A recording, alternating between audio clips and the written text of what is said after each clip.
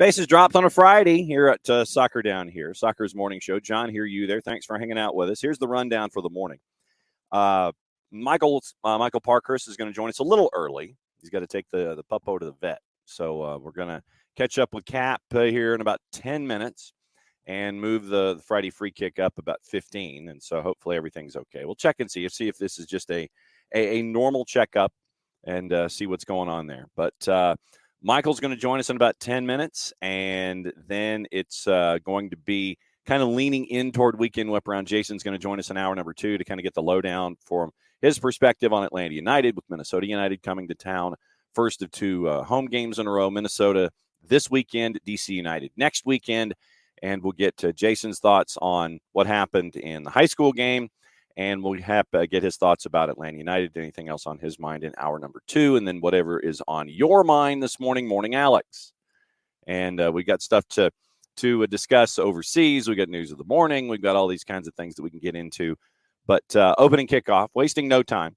Opening kickoff brought to us by our friends at Kickoff Coffee, kickoffcoffeeco.com. There's your QR code for those of you who are watching, however you are watching us this morning, whether it's on the 280-character app, our YouTube channel, or on Twitch. And use that QR code. Don't forget, when you kick off your day with Kickoff Coffee, don't forget to use the code SoccerDownHere15. You get 15% off your purchase. They, in turn, take 10%, reinvest it in youth games, youth initiatives. Very, very cool stuff from our friends at Kickoff Coffee and at kickoffcoffeeco.com. All right, high school. Last night, we were at a completely, totally crazy game. And it was 2 undefeated teams for us on the air for match day 33 of 34. Maddie and I are going to be at River Ridge and North Atlanta tonight. Kickoff after 7 o'clock, pregame a little beforehand, and we'll guide you through what's going on the boys' side, recap you on what happened on the girls' side last night. But absolutely crazy match last night between West Forsyth, our friends the Wolverines, and North Gwinnett. 2 teams totaling a record of 36-0-6 heading into that match. And it was all West Forsyth early. Then coming storming back, it was North Gwinnett. And then it was 3-0, then it was 3-2. And then West Forsyth gets a goal late to make it 4-2, and that was your final. Number 2 team in the state and number 2 team in the country. In West Forsyth. They were tested last night, and it was very, very cool. Don't forget, Soccer's in Session Live is at noon, and we're going to go over the boys' brackets. And Derek Burgess, the head coach from Decatur, is going to join us right off the top at 12 as they get ready for their matchup against Cass. If you had Decatur and Cass on the right-hand side of your bracket, you're a better man than I, and we've got to catch up with one another in March. But Decatur and Cass, right-hand side of the bracket on the boys' side in their classification. Coach Burgess will join us right off the top. But it was cool to kind of see what was going on in all the other classifications yesterday and see who was advancing. Our friends at Social Circle advanced, and Coach Richardson is going to join us on Monday, and we'll catch up with her then as they're getting ready for their title game appearance against Paideia in Class A on the girls' side. But as we've done this season, and we've done Soccer's in Session Live, and we've done it throughout the playoffs on a daily basis, it's been fun to kind of take the tour of the state and catch up with all the stories that have been a part of the playoff season, and then gradually working our way back into regular season. Got a package in the mail, and it's from Los Catch Dogs, from our friends at Jeff Davis High. And they sent a care package. So let me show you part of the care package. And I've also got to find out how to get things that are bigger, because my laundry skills are definitely in question. But Coach Lawson and the Catch Dogs sent us this. They sent us several of these. And Nick and everybody are going to really enjoy these. So this is from our friends at Jeff Davis, Los Catch Dogs, and their friends at Pallet One and Sun One Logistics that helped sponsor the club this year, boys and girls side. They had a great season. So shout out to our friends at Jeff Davis for the goodie bag. And here, by the way, is the 2-sided scarf from our friends at Familiar, a diehard. So diehard worked with our friends at Jeff Davis as well. And so you see here, if I could get it to work, if I could actually get my hands to work, I could show you what's going on. So this is the double-sided scarf from our friends at Jeff Davis.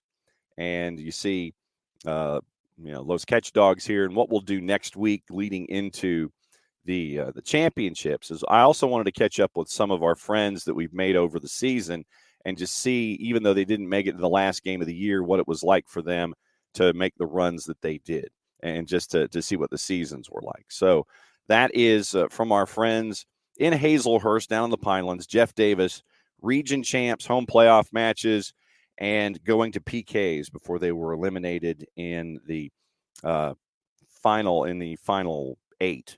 And so it was a great year for Jeff Davis and Coach Lawson, and wanted to thank them for the goodie bag. It's always fun to get these kinds of things and to kind of share the state with the rest of the state, as we say. But no, very, very cool that you open your mailbox and you see that.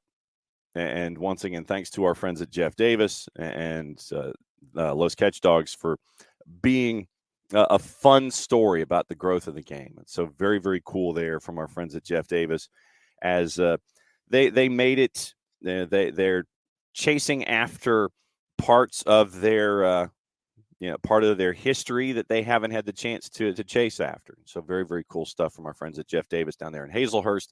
Next week during lunch, when we're doing Soccer's in Session, as we're getting ready for the championships, what we'll do is we'll catch up with our friends and find out what the lessons are from this season.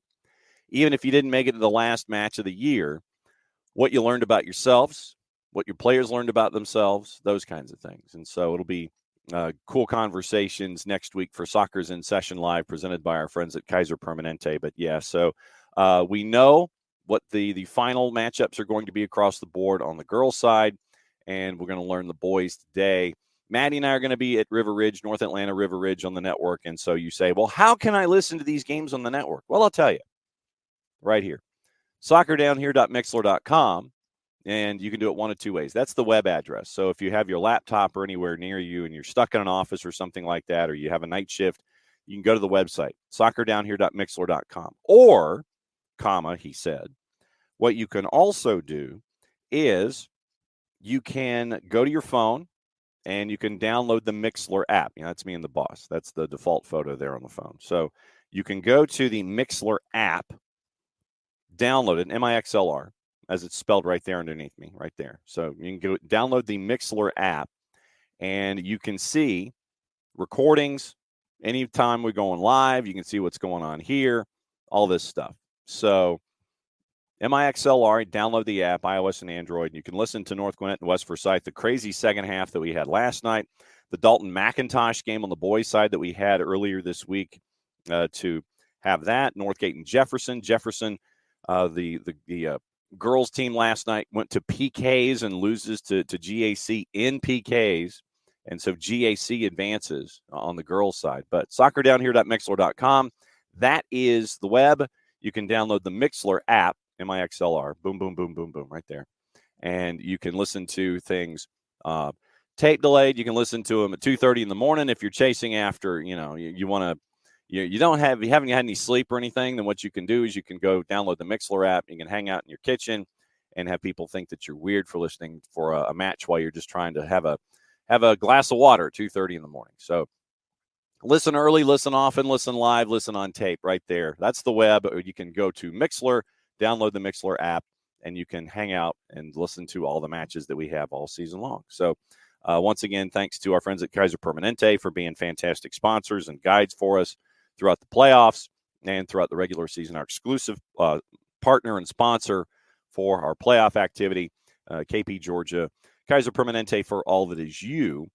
And it is, once again, great to have that partnership here with SDH and Kaiser Permanente, as they've been fantastic with us when it comes to what we'd like to do on a daily basis. And so thanks to our friends at KP and KP Georgia for hanging out with us. Our last match day of the year in the high school ranks, because everything hands over to the NFHS network after tomorrow, and they get the finals next week. But that doesn't mean we're not going to stop doing programming about it. But the high school programming kicks off later tonight with the semifinal of the semifinals. Semifinals. Final four. It is River Ridge in North Atlanta a little after 7 o'clock. All right, it's that time. Things had to slide because of visits to the vet. And we'll see what Cap has to say with visits to the vet coming up here in just a little bit, because it is that time here on a Friday for the special open and our friends from Beyond Goals Mentoring.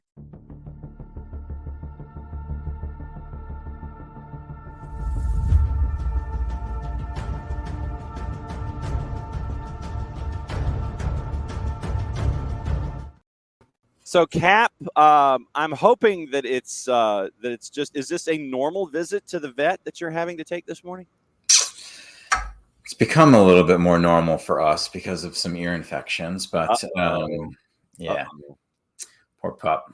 Yeah, I was going to say, those things, you're sitting there and you're just scratching and scratching and scratching. You're rubbing your ear on the floor, and then everyone's looking at you like, come on, And then you've got the dog doing it too. So exactly. That is exactly. See, you sit there, you're reading my notes. It's like you're looking at the cue cards, man. That's well done. Let's get our mogul update. How are things with Rhode Island FC? They're going. Hey, we ran into a good team on last weekend. We played Phoenix at home, defending champions, and we didn't play poorly, but they outclassed us at certain points. They're a very good team, much more experienced than we are as a group. And so, we learned a couple lessons here and there. That said, we missed a penalty kick. We had some opportunities. So, it was there. It was still promising. But, we're not at that level yet. And that's fine to say that. So we go down to North Carolina this weekend and play NCFC. And so, good challenge for us. Obviously a conference game. So, things are moving right along. I was going to say, so what have you been learning about the franchise idea from day one and all of the growing pains that are associated with it? Are you getting lessons as we go here, even though we're only a couple of matches into the season? Yeah, on and off the field, and you have to learn, right? I'm sure even the folks at Atlanta United, even though everything was going great year one, right? You're just living and learning.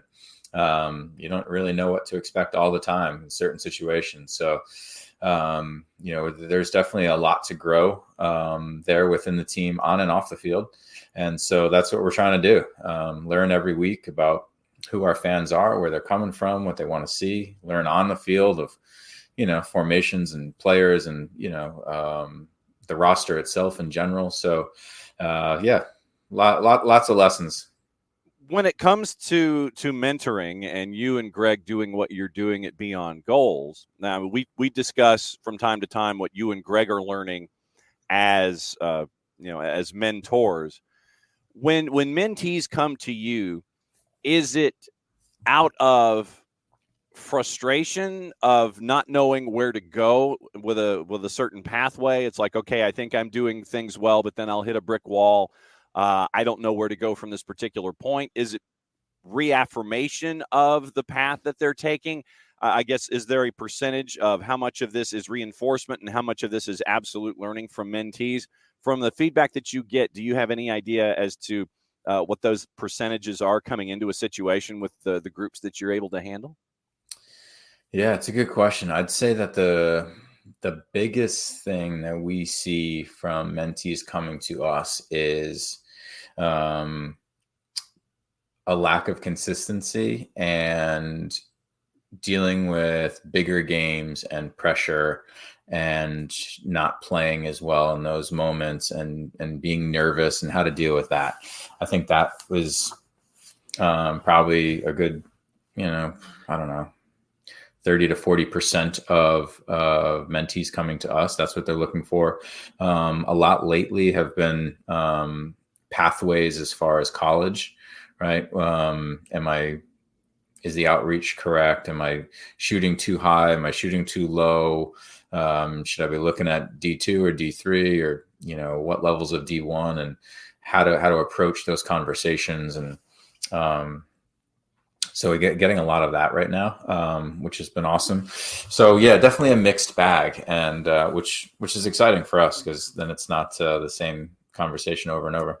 Well, and so because the landscape is as big as it is these days, and you mentioned it, it's NAIA, D3, D2, Group of Five, Power Five. Do I go overseas? Do I do these kinds of things? I mean, it's and to be able to take it on a case by case basis. Obviously, it's challenging and fulfilling, I would imagine, for you and Greg to have all of these different angles to be able to discuss. And the pathways are far larger than they were when I know when I was younger, back in the days of the 1870s, when the sport was just starting. And for you, you had a couple of different ideas. How do you gauge pathway and proper place, and maybe you should do this instead of this, or go here instead of here, with all of these different pathways that are available? Because like I said, we just mentioned college, NAIA, D3, D2, so 5 different pathways at least when it comes to college. Then there's overseas, then there's possibly going to someplace in between. How do you navigate the idea of, okay, well, maybe this person should go here and this person should go here? I mean, that's an interesting challenge that you and Greg have to tackle too. Yeah, totally. And obviously it's all individualized, right? It's like what works for one isn't necessarily going to work for another. And yeah, it's a balance. And I think that what goes into it, a few things are: one, obviously talent level and where is this player. But aside from that, it's maturization, right? How mature are they for their age? Are they ready to take that next step and go there? Will they have success if they do, on and off the field, just maturity wise? The support system, what kind of support system do they have? And is it a supportive system, or is it this is what mom and dad wants and the kid's kind of going along with it, type system? So balancing those types of things kind of helps me give my best guidance as to what I think will be most successful for the players. And hey, there's a lot of what we try and tell them is, if it's going to work out, it's going to work out, right? It's like, you can choose this pathway or that pathway. And that doesn't mean it's set in stone. And that doesn't mean that you're bound for a certain end point, right? That end point is still moving, and it's still up to you and what you do along that pathway, right? We always use examples of Chris Wondolowski, Justin Miram. Obviously now that there's kids turning pro at a really young age, now there's guys going to USL and then going to MLS. So there's just so many different ways to get to the same place in the end. But even lower than that, right? It's just finding the right fit. I've talked to a few players who are currently in college and aren't at good places for them individually, because they're not enjoying it. They don't like the system that the coach is asking them to play, and it doesn't fit how they want to play. And they're not really enjoying it. So they want to move. And so there's just a lot that goes into these decisions. It's not what's the highest level possible that I could play at, right? It's what's the good fit for you as an individual. How do those conversations go involving fit, where you might have an individual who isn't the happiest soul, and they're like, I really do think I need to have a change? How diplomatic do those players have to be, or those student athletes have to be? It's like, because it's like a breakup almost at times. It's like, it's just, it's an uncomfortable thing that you've got to experience and go through. How do you, as a mentor, tell your mentees about breakups? Because that's an uncomfortable topic, I would think. It is, and it depends on how long they've been there, right? Because obviously, if it's not going well after 2 weeks or even 2 months, we say, hey, give it time, work your way in there, fight for your spot, that type of thing. I was in that situation in Germany, right? When I got there, the coach, I could tell, was not a fan of me, but, hey, I'm going to fight for my spot. I'm going to really work at it. And, then after 6 months, then I knew, okay, this is not happening for me here. So I needed to move on for my career. So that's the kind of the question there is like, okay, what's the situation? Why do you want to move? Is it something that's within your control? Can you help out? Because the grass isn't always greener. We've seen that before with players moving on. It doesn't always work out just because you move on. So yeah, again, it's delicate balances, and it's kind of assessing the situation that they're going through. How much of learning? I mean, you've dealt with, obviously, you mentioned Germany, so you've dealt with breakups before. Is it any different today with today's athlete / student athlete when it comes to how you handle things? Do coaches, in your observation, do they want you to be direct about it? Do they want it's like, look, I need you to be upfront with me as soon as possible so we both can make a decision that's best for us? Or is it, one of those where you've got to learn how to be diplomatic about it, but be direct? It seems like there are buttons that you've got to push in here, but I don't know how coaches these days respond versus, the days when we were growing up where it's like militaristic and, you will do this and you'll suck it up and these kinds of things. How different are coaches to listening these days? Well, there was a reason you were brought in here in the first place and you have to adapt to this versus, okay, there was a reason you were brought in. This isn't working out. It just seems like is the vibe any different from when you were dealing with things, say, in Germany, maybe? Yeah, I think in general, this younger generation of coaches are more open to conversations, dialogue, people management. Yeah. I think that's a huge part of coaching a team nowadays, especially at the higher level. I mean, every level, honestly, is man management, right? Person management. It's so important, and these conversations go into it. That said, especially as a younger player, if you're a freshman or a sophomore or a young pro, like sometimes coaches do things to test, right? And see how resilient are you? What's your attitude when you are on the bench or things aren't going your way? Or, yeah, I do get into you at practice in front of the group, right? What's the response, right? Because coaches know, like in games, you're going to be in tough spots. You're going to be tested. You're going to, hit a wall. You're going to lose a one-on-one. You're going to get embarrassed at some point. You're going to make a huge mistake, right? And what's the response going to be? So, I think there is that will always be there because that's part of sports is that reaction to failure, because failure happens just so often within sports. And that's an important part of it. It really is that reaction. And what type of person are you to show up against that, those moments of resiliency? Even if the coach is a good man management, I think that's still an important aspect of things. How many of your mentees, or even just not even your mentees, but how many folks do you and Greg see in your orbit that still might have to learn that lesson these days about being resilient? Because they might have had everything might have been easy to a point. But I think that sometimes it might get lost on a student or a student athlete that, okay, you were great at that level. I mean, you might have been great at U13 or U14, but you get to U16 and now you're just a part of the pile. Mm-hmm. You get to U16, you're great. All of a sudden you go to U17, U18, and then once again, you're a part of the pile all over again.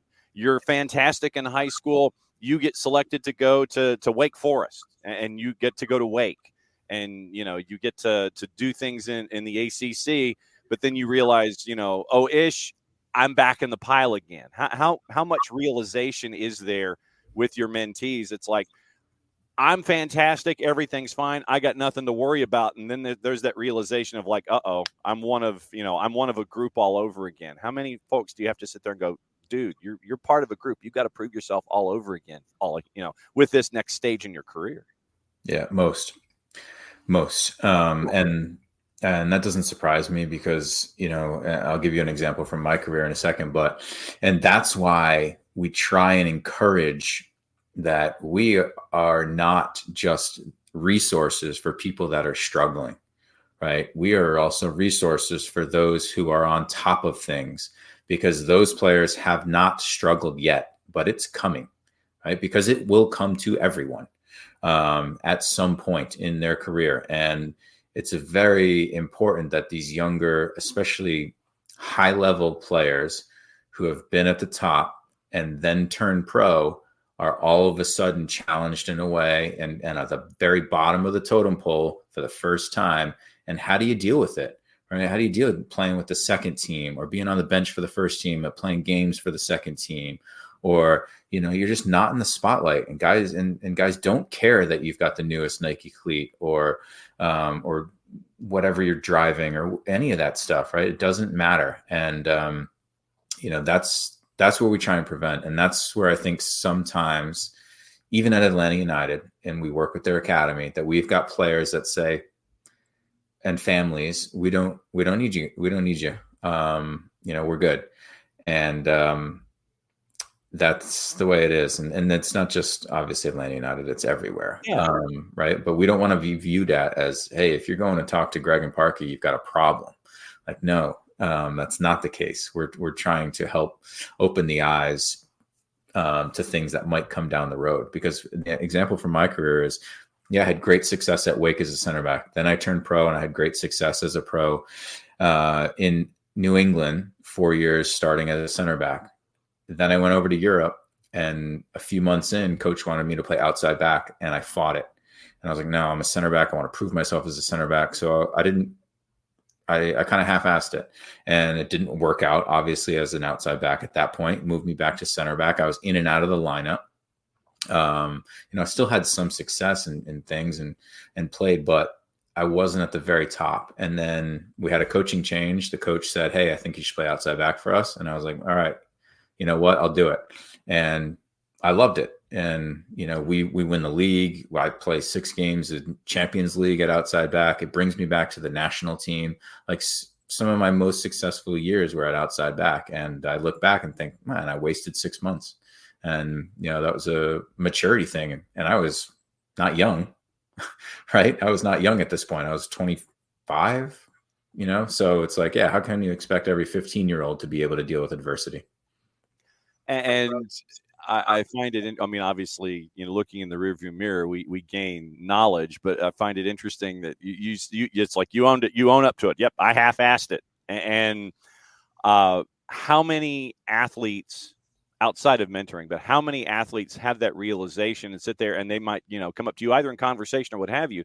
Yeah, I half-assed it. I should have done better in a particular situation. How many of them have that realization and still will come back to you for guidance and or advice, after having a realization? It's like, yeah, I know I messed this up, and so now I've got to rebuild things. Do you get anybody that comes back after understanding that they made a mistake? Not too many yet. Although there are some that don't admit to half-assing it, but we have conversations about playing different positions and what's the reaction to when coach puts you in a different position and asks you to do things, and we can get the sense of what's going on, right? And we talk about, like Alex is saying, Gressel's pathway, right?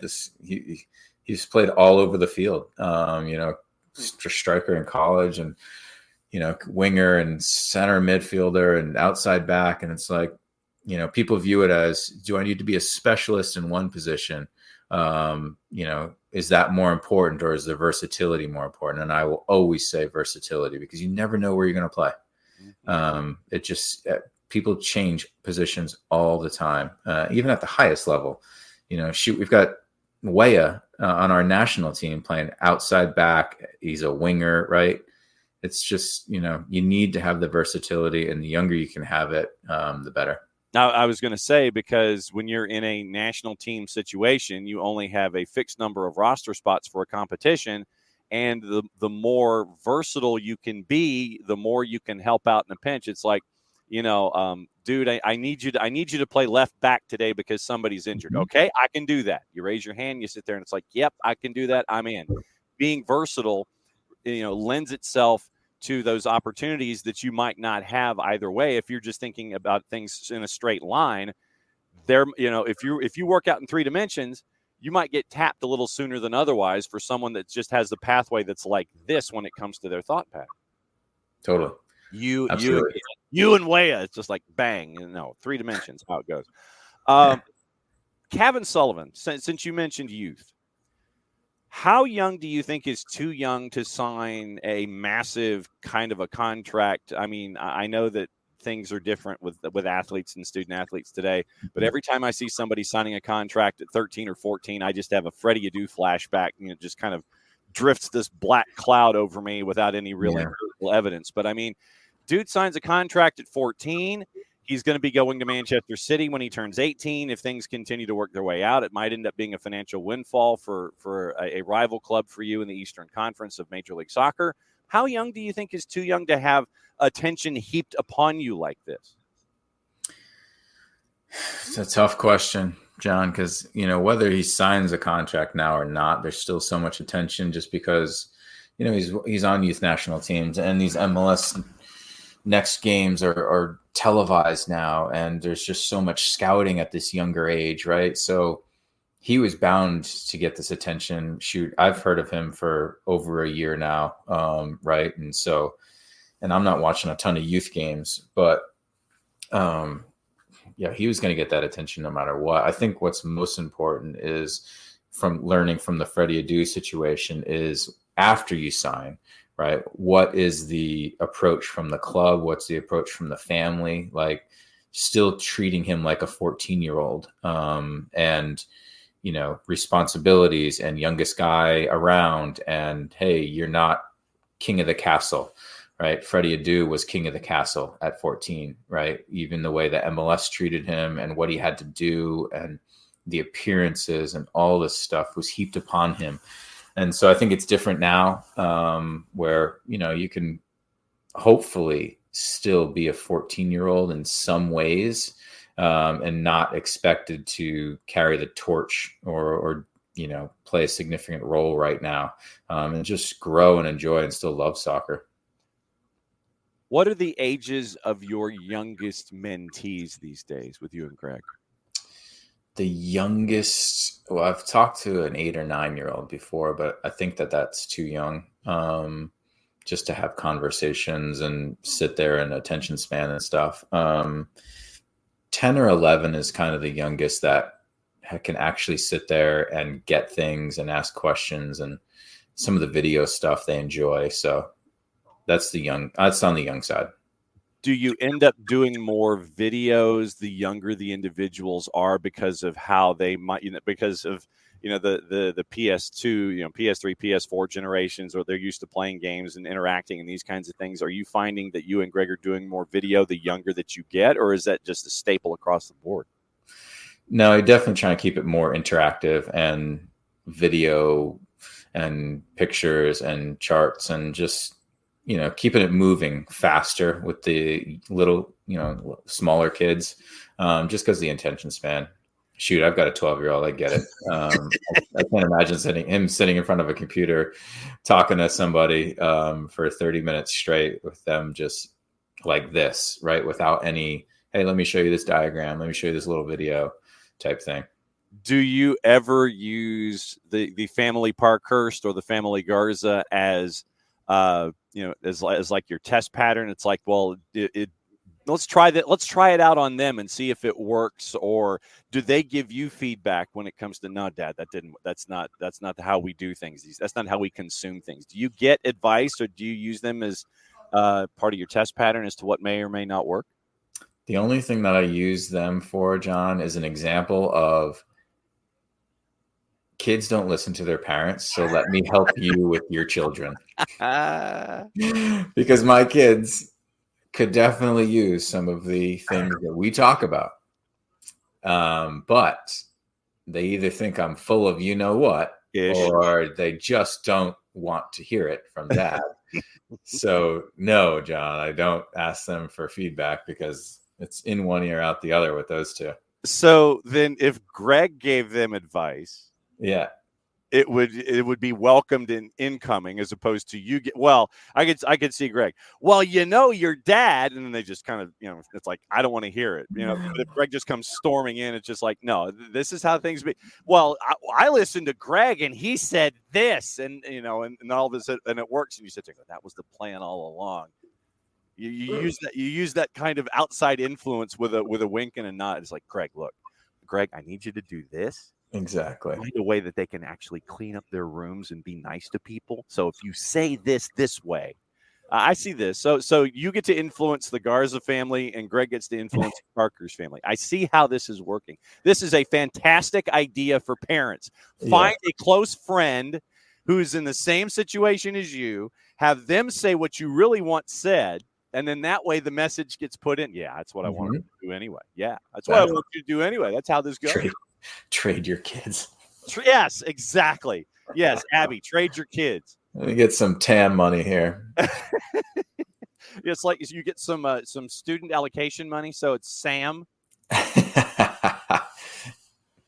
I'm just saying. I like that. All right, so a Friday free kick with Michael Parkhurst before he goes to the vet, so he stops scratching his ear, and we find out what's actually going on inside.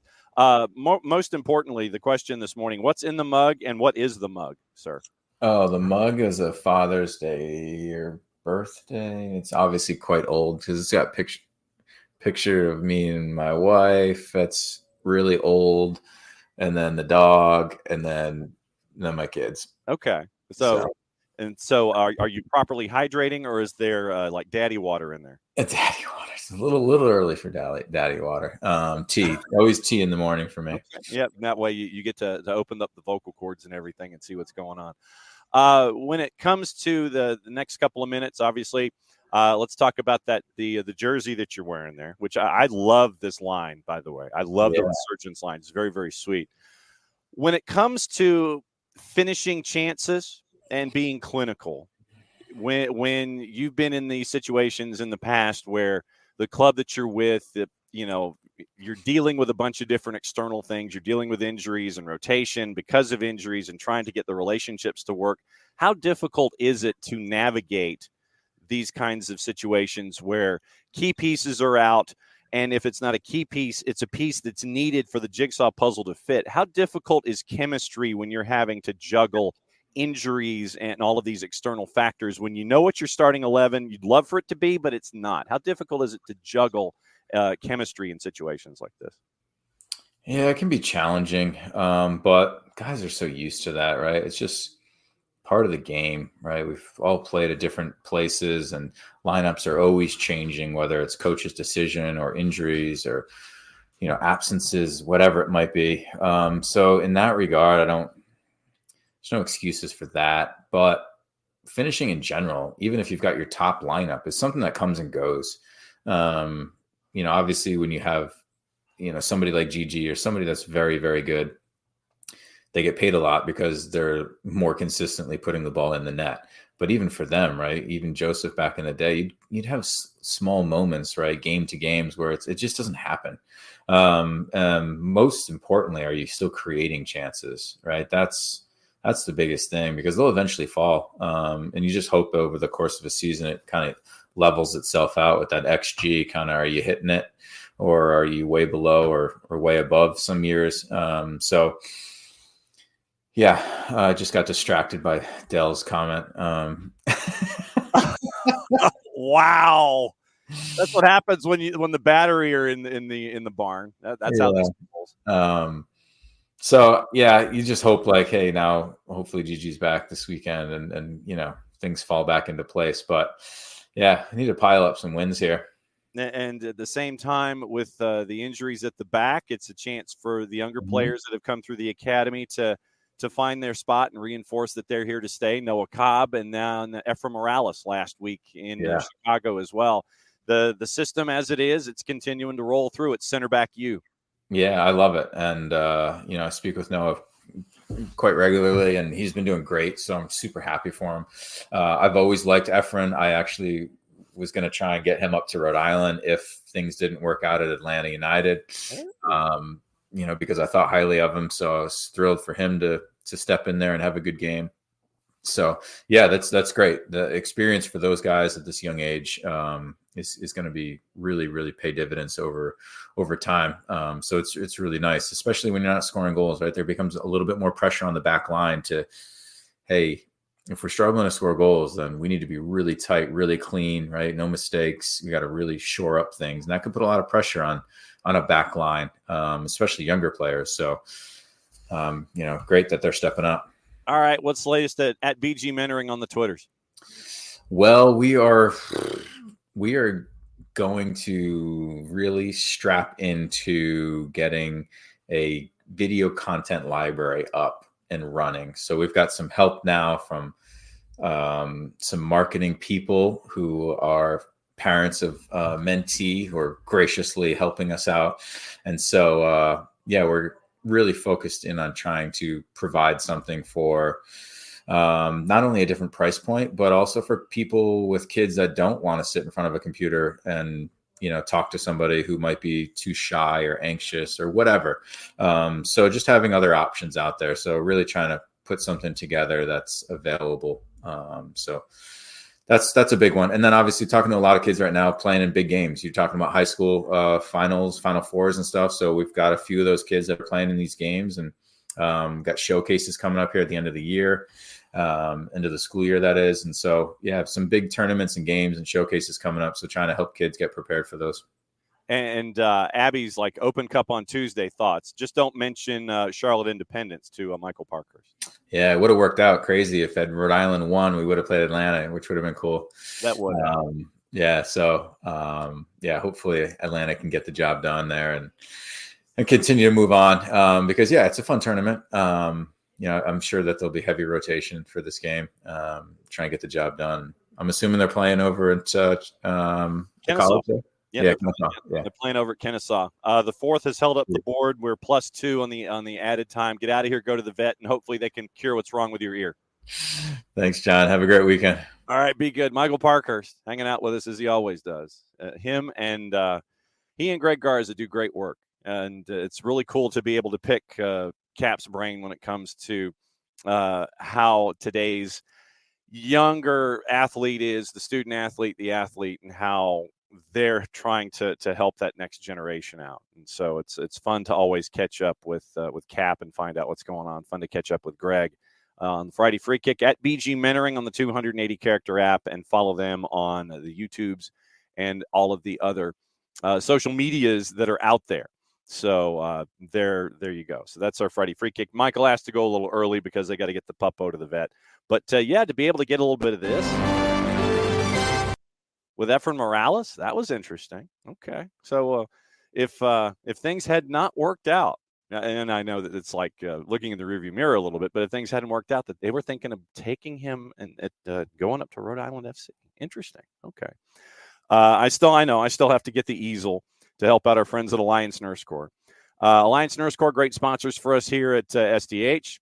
And if you are trying to pursue a career in nursing, your next nursing job waiting for you right there. Hit the QR code if you're interested in pursuing a career in nursing or pursuing other elements of a career in nursing. If you're already in there, once again, you hit the QR code, select soccer down here. When they ask, how did you hear about us? You sit there and you go, SDH. That's how. And so thanks to our friends at Alliance Nurse Corps. All right. Housekeeping.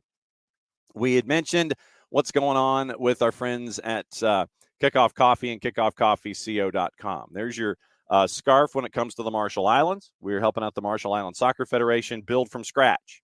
You probably got the jersey, and you probably got that, as you should, because that's awesome. And then this is what we're doing to help them out. Like I said, we've shipped to California. We shipped to Hudson out in Colorado. We've shipped to Texas. We've shipped to Alabama. We've shipped here. If you want Abby to come visit you, or if you want Abby to deliver it to you in the supporters tailgate, you can DM me, DM the show. There's a form in the Discord, and you can get that all squared away. 32 helps out the Federation, and if you want Abby to be the deliverer for you, you can do it that way. And if you want it, if it's outside the Abstermobile's delivery radius, we can ship it to you for another 32. And so it's 32 and 5 if you want it shipped to you. So there you go with that. So once again, helping out the Marshall Islands Soccer Federation from scratch, right there. That's how you do it. DM me, DM the show. You can email me, email the show, reach out in the Discord. 32 will help it out. It goes directly to the Soccer Federation, 32 and 5 if you want it shipped, and it's outside the range of the Abstermobile. And if you go on the website, by the way, if you go on the Marshall Islands Soccer Federation website, Maddie is there, and she's modeling the scarf.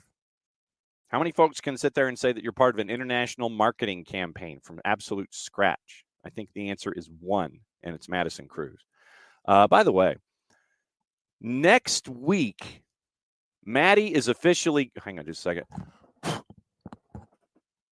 Maddie is officially graduating from Kennesaw State. And so when you see her, next time you see her, reach out, say hi, first and foremost. And, we tried to give her as high a grade as humanly possible.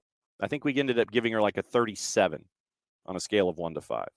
So, so Maddie's graduating Kennesaw State next week. So she has come in and she has kicked some serious you-know-what. But it's been fun to have her as a part of everything. Yes, and so here we go. No, we are not broadcasting live from graduation, although, Dell, I think, and do not be surprised, if Kennesaw State ends up simulcasting it in some way or they webcast it, it'll be out there somewhere. Maddie should do play-by-play, by the way. That would be pretty funny. And so there's that. A couple of news and notes here to wrap up hour number one. Yeah, Kelly O'Hara is retiring from international soccer. And so it's you look back at her international career, and it has been absolutely tremendous. But, yeah, Kelly O'Hara is retiring from international soccer, and it's, you sit there and you look at accolades, and really what you do with Kelly O'Hara is you tip your hat, and you sit there and think of the example that she has been for others and others in the line of folks that gravitate toward the women's national team on the field, and what she has been able to do on the field and be there for others on the field and off. Kelly O'Hara hanging up her boots internationally. And the other one, Wiley brings this up, and I wanted to discuss this. So thank you, Wiley, for bringing this up. Let's just say it's been interesting involving Aaron Bupenza in Cincinnati. So our friends at The Athletic and Pat Brennan at the Cincinnati Enquirer let everybody know about Aaron Bupenza. Here's the short version for those of you that don't know the story. Aaron Bupenza, that the FC Cincinnati did not have practice Monday. And so it's been interesting out of Cincinnati with reports and all of this, and you're going, so what in the wide world of sports is going on involving Aaron Bupenza? So here's what's going on with Aaron Bupenza as word began to kind of trickle out. Once again, Pat Brennan, Cincinnati Enquirer, plus our friends at The Athletic. And what was it that we always say when there's more than one reporter on a byline, you know something's going on? Two reporters at The Athletic and Pat Brennan. Aaron Bupenza, and this is the wording from The Athletic, suffered a broken jaw during an altercation outside a bar in the early hours of Monday morning, according to sources briefed on the situation. The team announced Bupenza would undergo surgery yesterday. They announced it for a broken jaw due to an off-field injury, in quotation marks, and he's going to miss 6 to 8 weeks. Pat Brennan of the Enquirer reported the nature of the injury. They were off on Monday morning. Of course, FC Cincinnati declined to comment further, and the Cincinnati Police Department has not responded yet to the request to have a soundbite or anything that can be put on the record involving the situation. Bupenza, even before the broken jaw, according to Bogert Maurer et al., Cincinnati was ready to move on from the DP this summer, look for a transfer. Paragraph 2 of the note from FC Cincinnati, the club hopes for his swift and full recovery. We look forward to having him back on the field as soon as he's available. Suspended by Cincinnati for disciplinary reasons, also sent home from the Gabon national team in separate incidents last fall. This season, 3 goals, 13 appearances, benched the last 2 games, which Cincinnati won. $7 million transfer from Al-Shabaab in the Saudi League. Bounced around during his professional career. 8 clubs plus Bordeaux B at the age of 27. He's already played for 8 clubs. Most games he's featured in a single club is 38 with Hatayspor. 46 goals, 79 appearances. So, Aaron Bupenza, name just rolls off the tongue. Pat Brennan on the 280-character app Cincinnati police confirmed to Brennan he was punched in the face by an unknown suspect, causing physical injury. 2 a.m. Monday at Rusconi's. So let's find out. Let's find out what kind of an institute. Rusconi's. Yeah, Rusconi's. So is it Rusconi's American Kitchen in Cincinnati as well? And why are they open at 2 a.m.? So Rusconi's in Cincinnati, Rusconi's Bar and Kitchen, Friday through Sunday open 2 p.m. to 2 a.m. Because I was going to sit here and say, if it's the Rusconi's that I'm staring at on the IG, Monday through Thursday they're open 2 to 10. Friday through Sunday they're open 2 p. to 2 a. So Rusconi's Bar and Kitchen. And so Celebrity Chef helps revamp Rusconi's in downtown Cincinnati, so it's a pizza joint. It is apparently a pizza joint in Cincinnati where this happened. West 6th. Let me see if this is, in fact, the same one. So West 6th Street. Rusconi's Cincinnati, West 6th. Rusconi's Pizza, Rusconi's Bar and Kitchen. Yep, noon to 2. Rusconi's Pizza, Cincinnati, West 6th Street. So he goes. So Aaron Bupenza goes and gets a slice, maybe more, and so guy wants a slice. He's hanging out at Rusconi's. Rusconi's is shutting down at 2 a.m., which is closing time, morning forecast. And something happens, and Aaron Bupenza is punched in the face by an unknown suspect, according to Pat Brennan at the Cincinnati Enquirer, causing physical injury, which happened to be caving in his jaw, which means that he had to have it readjusted and is going to be out for 6 to 8 weeks. So if FC Cincinnati is losing patience with Aaron Bupenza, and they were, as was the Gabonese national team, maybe there's a reason that Aaron Bupenza has played for as many teams as he has in short order across the planet. But he goes to a pizza joint, which was closing at 2 a.m., and something happens, and one thing leads to another. Thank you, Cy Kiernan. Here's his rundown of where he's been.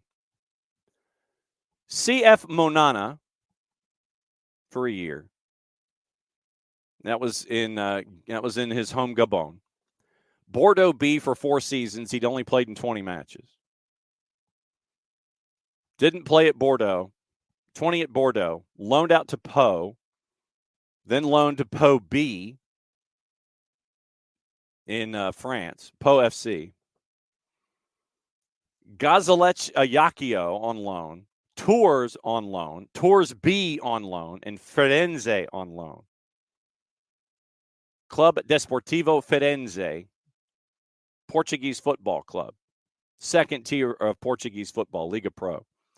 So in the 4 years he was with Bordeaux B, he's loaned out 1, 2, 3, 4, 5, 6, 7 different times. Didn't play for the parent club. 24, 34, 35, and 21, 56 matches in 4 years. Being loaned out while he's under the umbrella of Bordeaux B. 17, 20 goals in that time span. Most of that was on loan at Pau in 17, 18. Then he had a couple of goals at Tours. Then transfers to Hatayspor, where he was incredibly successful, 22 goals in 36 matches. Al Arabi Al Shabab, 34 matches, 19 goals in 2 seasons. Then he comes to FC Cincinnati. Monana, Bordeaux B, Bordeaux. Hatayspor, Al Arabi Al Shabab, FC Cincinnati. So 7 clubs plus loans to 6 others. That is Aaron Bupenza's career in a nutshell. That is what has happened to Aaron Bupenza in the time that he has been a professional athlete. But apparently he wanted a slice and then got slugged at 2 a.m. And whatever object met his jaw. Glass Joe. I don't know how. I don't know the rate of speed with which object hit Bupenza's jaw, but he's out 6 to 8 weeks. And according to our friends at The Athletic, FC Cincinnati was kind of ready to move on. And this might be the other reason to do so. $7 million on a transfer to bring in Bupenza, and he's frustrating the ish out of you, and you might have had, and if you think about it, if you look at the billable hours in this situation, if it is shown that there was some kind of an altercation, I'm sure there's a clause in the contract that FC Cincinnati will sit there and say, no, we're not going to pay you anymore. You may leave. And then you will have more billable hours, and you'll come up with some kind of a settlement. Aaron Bupenza will find elsewhere to go, probably back in the European continent. And Dell is already listing a particular suspect in that particular case. So we'll see.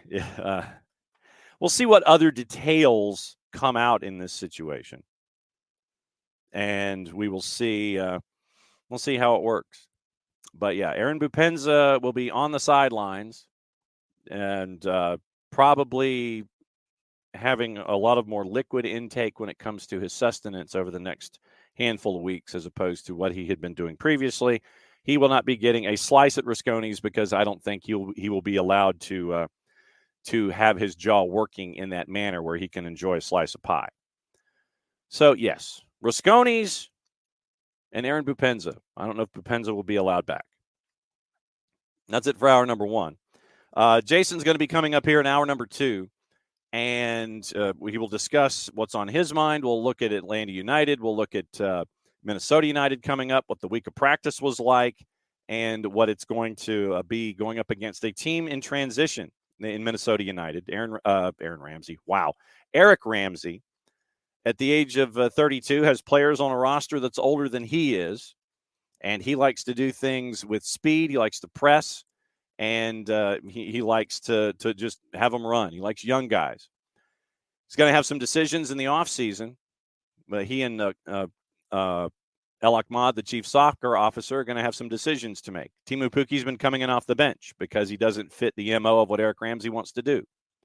So we'll see what happens with guys like Boxall and Teemu Pukki in the offseason and how Ramsey gets to juggle them right now. They're above 500. They're fourth in the West, above 500 on the home, at home and on the road.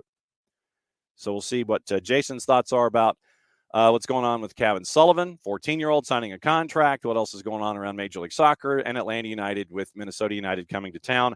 First of a 2-game homestand coming up in short order. Minnesota United, then DC United coming up next week. Important times for Atlanta United right now in the Eastern Conference, which is a logjam. We knew it was going to be a logjam, so we'll see what his thoughts are on Minnesota United. Also, it is we can whip around patent pending, trademark coming sooner, hopefully, rather than later. And then we'll go through all of the juice boxes and let you know what's going on, what our thoughts are on Friday, what your thoughts are, especially when it comes to Atlanta United. So the thoughts that you've got coming into this particular matchup.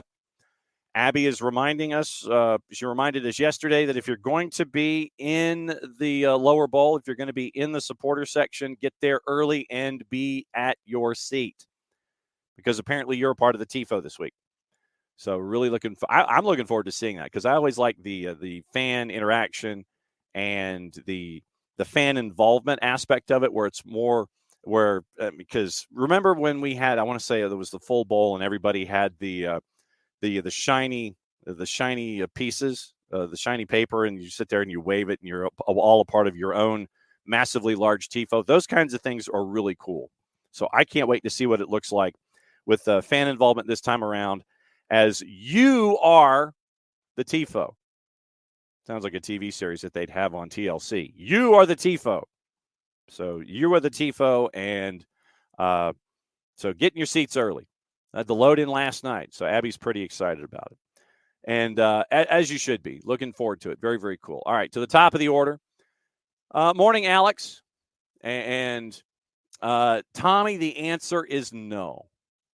Does Parky age? The answer is no.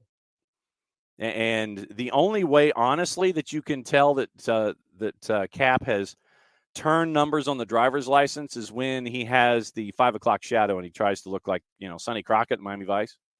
After X number of days, when he gets all scruffy, the salt and pepper in here, that's when you can tell that he has. So there you go. Morning, Abby. Wiley. Wiley's reminding me PS5 is out now and has been for a while. Shows you how much I do when it comes to video games. PS2, PS4, PS5. I know B button, and that's really about it. Yeah, Abby. Funny how everyone says your children are so well behaved. But for you, nope. Exactly. Your kids at home, it's a lunatic asylum. Folks from the outside come to visit. Oh, they're so well behaved. They must be little angels. And you're sitting there going, Absolutely true. Well, and Abby, what I was discussing the idea of trading your kids, it might be just, it's not even if you're trading your kids, but just the idea of, getting advice. Like if you tell your best friend, like I said, if you had Parky talk to Garza, hey, Greg, I need you to do this. Can you tell my kids that it would be great if they did A, B, C, and D? And then Greg tells them, it'd be great if you did this for your mom and dad. And then they did it. And then, you're like, Cap is like, yes, I wanted to be that way all along. All along, that's what I wanted for my kids. And it just took outside influence to do it. Hour number 2, and it's time to bring in Jason and find out what's going on. We were talking about undue influence and possibly how to, if you were a parent, how to influence your kids to do what you actually wanted. And we presented the idea to Michael Parkhurst to have Greg Garza talk to Michael's kids and have Michael talk to Greg's kids to get done what you actually wanted to get done in the first place. Sometimes that can work. Sometimes that can lead to bad things. You never know. No, that's true. And so Abby was mentioning, well, maybe you should just trade your kids. Wow. Put them in the transfer market, huh? Yeah, yes. Put them in the transfer window as long as it works. I want to start with last night and match day 34 for the SDH game of the week. And it was our semifinal on the girls' side, and it was rough and tumble first half, and then it went off the rails in the second half with North Gwinnett and West Forsyth. Yeah, first time we'd been to West Forsyth, one of the up-and-coming programs on the girls' side for sure. It was a weird one because the first half, West Forsyth gets the goal from a penalty and feels like they're in control for the most part. North Gwinnett did have some chances, but first half, it was just okay. It felt like the Wolverines had it, but didn't really know where it was going to go in the second half. And then the second half went off the rails.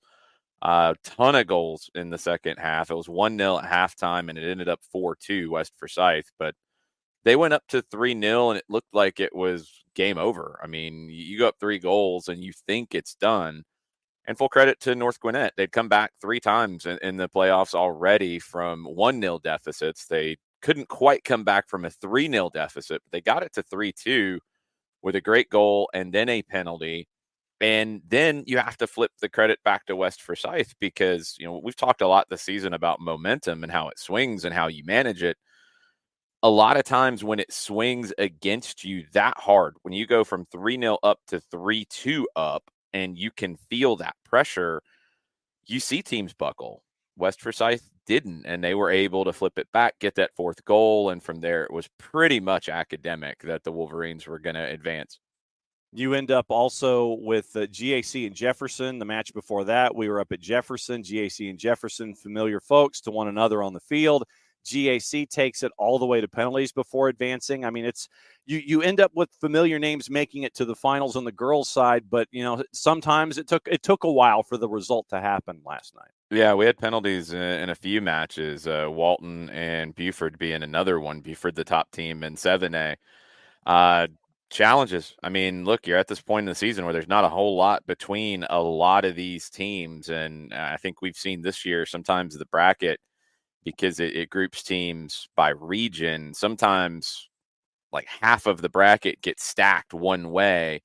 And we've seen it. I mean, go back to 5A boys, when you have Dalton and McIntosh and Midtown all in the same area of the bracket, somebody's coming out of that, but only one. And then the other side, it's some teams that you'd be a little surprised that are there. It's Cass, it's Decatur. Tucker was in the quarterfinals. Chattahoochee was in the quarterfinals. So it's always a little bit of a crapshoot because of the way that you break out the brackets. You don't have like an overall seeding set up here. So sometimes you get some really good matchups in earlier stages of the tournament. And I think on the girls' side last night in semifinals, we saw a lot of very evenly matched up games. Tonight for Maddie and me, it is North Atlanta, River Ridge. River Ridge, we visited them a couple times this season, and it's another test for them. North Atlanta, you'd mentioned North Atlanta knocking off Johns Creek. Not an upset, but kind of one of those where you sit there and you go, huh, okay. Yeah, North Atlanta's been on the cusp of a few years now, and this is a pretty big breakthrough for them. Johns Creek was one of the top teams in 6A, and a lot of people had them in River Ridge, odds-on favorites to be the champion.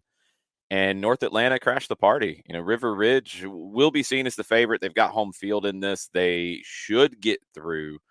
But North Atlanta is going to be playing with a lot of confidence after knocking off Johns Creek, who, a lot of people had kind of, when you look at the top 4 teams in the state, Johns Creek, for most people, was in that across all classifications, along with River Ridge and then McIntosh and Johnson.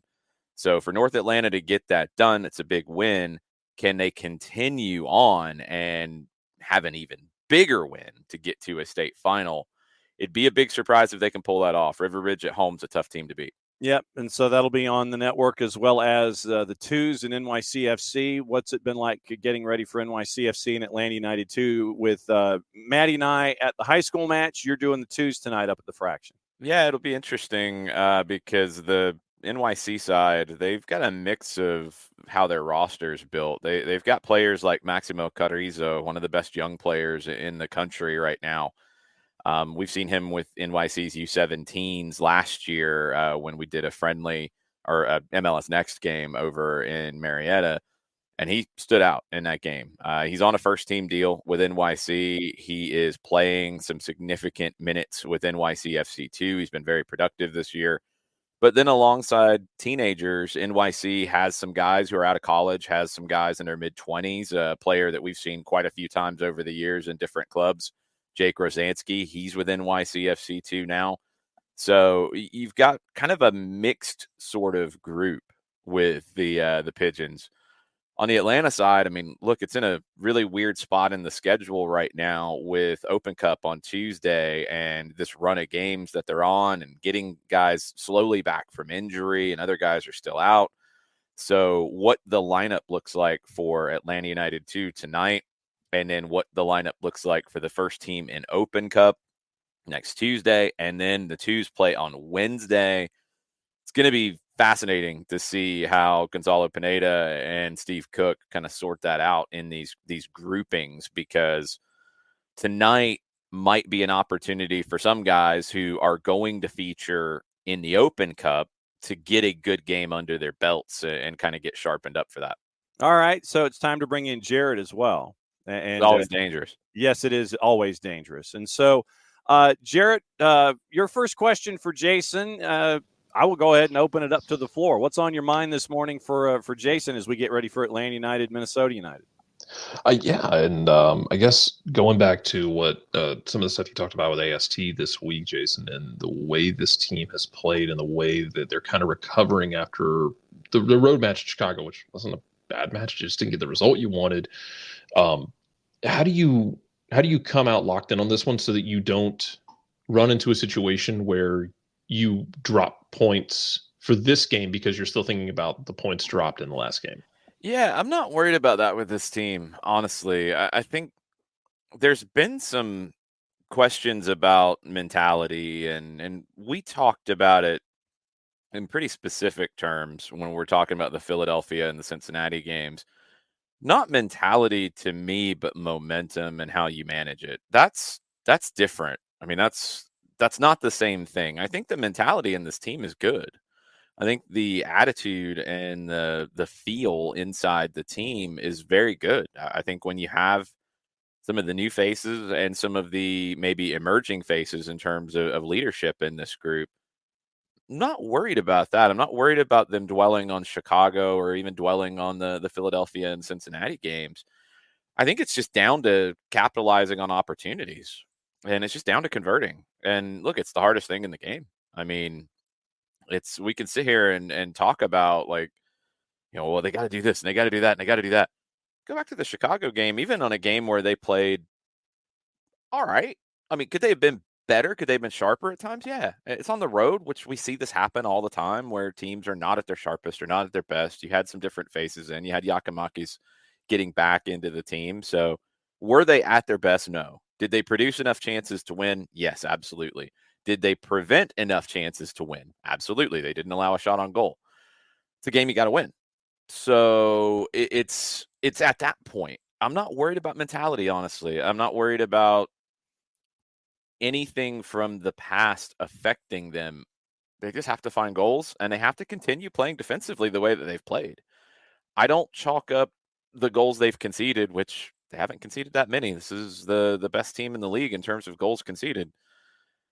I don't chalk it up to mentality, and I don't chalk up the misses to mentality. So I really think it comes down to managing momentum. And I think they did a much better job with that in Chicago. Anytime Chicago started to get things going, it felt like Atlanta intentionally slowed things down, which I like. You can control pace at times, which I think is good. And maybe you can get a little bit better with changing pace. In Chicago, they did a good job of slowing it down. When they're able to build up and break through the first couple of lines of the opponent, that's where you need to find your opportunities to change the pace and quicken the pace. Be patient in the buildup, get the buildup down the right way. I feel like we've talked about this a million times over the years. If you build up cleanly out of the back, you're going to create better chances going forward because you're going to cleanly eliminate defenders. Packing is one of the terms, one of the new things that's going around as we kind of analyze the game and analyze how effective you are. If you eliminate defenders in your buildup, so ball's on the foot of Luis Abram, and he's able, which he's been doing more and more here lately, to pass between two Chicago players to Thiago Almada at midfield. You've eliminated two defenders with one pass. When they do that and build up effectively, then you're going to either be 5-on-5 or you're going to be 5-on-4 or some variation of such. Maybe 4v5, but you like the quality of your 4. You want to create those opportunities. That's where you can speed up. But controlling pace, I think, is a key element in this game. But more than anything, it's just going to come down to when Minnesota gets their opportunities, which they will. They're a good team. They're going to create things, and they're going to have some momentum at times where they create a few chances in a short period of time. Ride that out, get the job done, reverse the momentum. And then when you have it, and you will in this game, you will at home especially, convert. Put goals in the back of the net. Sounds easy, but it's not. But that's really what this comes down to for me. When it comes to injuries and rehabbing and general health, when you've been up there at the Children's Healthcare of Atlanta training ground this week, what have you seen? Derek Williams, Jamal TRA have not been out with the group. I believe Williams has been on his own at times doing some different things. Gregerson has been with the group. I'm not sure if he's been modified in his training in any capacity. I think maybe a little bit, maybe earlier in the week. Sean De Silva is getting close. Don't remember him specifically being with the full group, but he's been out there, so he's getting close. I don't know about for Saturday, and I think we'll get that update later today after today's session. Gregerson was available last week. He'll be available again. I haven't seen anything about a setback. Is he ready to start or play a significant role off the bench, or is he a reserve who can come into the game late if needed? One thing that jumped out to me, and Noah Cobb, all good on Noah Cobb, had a chance to talk to Gonzalo Pineda yesterday, and he said it before last week, and then again this week. So Noah had the migraine. We know that. He trained the next week before Chicago, all good. Didn't feel right over the weekend. Gonzalo made the call to sit him, not last minute, but pretty much as the team was getting ready to head to the stadium. Efrain Morales got the start and played very well. Noah's trained all week this week and been fine. So there's not a concern. And what Gonzalo said to the media is that the migraine and him not feeling well last week are two completely unrelated things. So don't link them. Don't try to link them. Don't try to create a narrative. Don't say that because it's not true. They're not related. It's bad luck that he had an issue with illness. And I don't know specifically what kind of illness, but he had issue with illness after leaving a game with a migraine. They were not related. Were they maybe a little more careful with illness after having a migraine the week before? Sure. Was the illness related to the migraine? Was the migraine related to the illness? No. So Noah's available. I would expect that either he starts or Gregerson starts. My guess would be Noah just because we haven't seen Stian since he came back. Jarrett, what else is on your mind this morning with Jason? Let's lighten the mood a bit because I have a question for Jason. Aside from no. MLS Cup, yes, is the second greatest moment in this franchise when they played Champagne Supernova after the U.S. Open Cup? It might be. Because I think I screamed in the hallway of the press box when it happened. I think we did. Well, I was in, luckily we were in a break. That was the infamous game that we were not allowed to call on radio due to rights issues. However, Minnesota, because they were an ESPN network radio station and ESPN had the rights to the Open Cup at that time, they were able to call it in the booth next to us. We did a pregame and a postgame show for a game that we did not call, which is crazy in and of itself. But I know we were in a break either before our post game was starting or after the first segment, and they played Champagne Supernova, and I lost my mind. I absolutely lost my mind. I think I scared Mike. I'm almost positive I scared our engineer Miller. Yeah, it was something. Whoever made that call, and I have never found out who had that one dialed up and ready to go. Whoever it was, I hope they had all the drinks bought for them that evening. Let's see if maybe we can find that cut once again. That might be if we ever get like the true behind the scenes history of Atlanta United. If we get to do that show, or if I work on it with Joe Freihofer or whatever, that might be one of those mysteries we try to solve. When it comes to Minnesota, they have a new coach who is finally there. He is there. The sporting director is there. They all finally showed up. They weren't imaginary people. This is true. So it was not Jonathan Tuttle who is. They go to another school. Yes, exactly. They're from Niagara Falls. Yeah. You have a situation where Ramsey wants to do things with youth. He wants to have younger players. He wants to press. Nick would be happy with the philosophy for Eric Ramsey. But there are players that are older than Eric that are on this roster, one of them being Timu Pukki. Pukki Power was giving Minnesota goals. He's been coming off the bench. He hasn't been starting. Does it seem like they're trying to figure out the transitions about what Ramsey wants to do in future seasons, still dealing with the folks that he has there on hand? What are you looking at with Minnesota? Well, I mean, kind of, but they're also on a back-to-back game winning streak here. So let's not fully discount Minnesota. They're the sixth best team in the league at the moment. This is a very good team, whether they're looking to the future or not. And as the Atlanta Falcons have showed us, you can try to win and look to the future at the same time. What? Yeah, I know. Some people are going to get really upset about that. Look, I mean, Minnesota's doing well, and it started before Ramsey. Yes, that's how the season started. But you look back at where they are. They went through that spell where they lost in Philadelphia. That's not a huge shock. They drew at home to Real Salt Lake. That's also not a huge shock. And they lost at home to Houston. Maybe a little bit more of a shock, but not gigantic, honestly, because Houston's pretty good as well. So that's 3 games without a win. And then they went to Charlotte and just beat the brakes off of Charlotte. 3-0, and it could have been 10. Yes. And then they beat Kansas City at home. So they've won 2 in a row. You go back to that Kansas City game and you look at the lineup, and there is Mr. Pookie starting in that one, in their 5-3-2. Now, the question for me when you look at Minnesota as they try to figure out who they are and what they want to be, they're in a 5-3-2, and in that 5-3-2, you have 2 players centrally who typically you think of as wider players in Robin Lod and Fragapane. That can work. That can still work. You can drift wide. You can do that. You have 2 up top. Pookie is always going to be the focal point whenever he's on the field, although he dropped a little bit deeper in that Kansas City game. For me, when I look at them, what I really zero in on is Rosales, the left wing back. Taylor, the right wing back. They both like to get forward. Rosales even more than Taylor. So that kind of tilts you. You become a little lopsided. It creates opportunity. It can create mismatches for them when they get forward and do it well.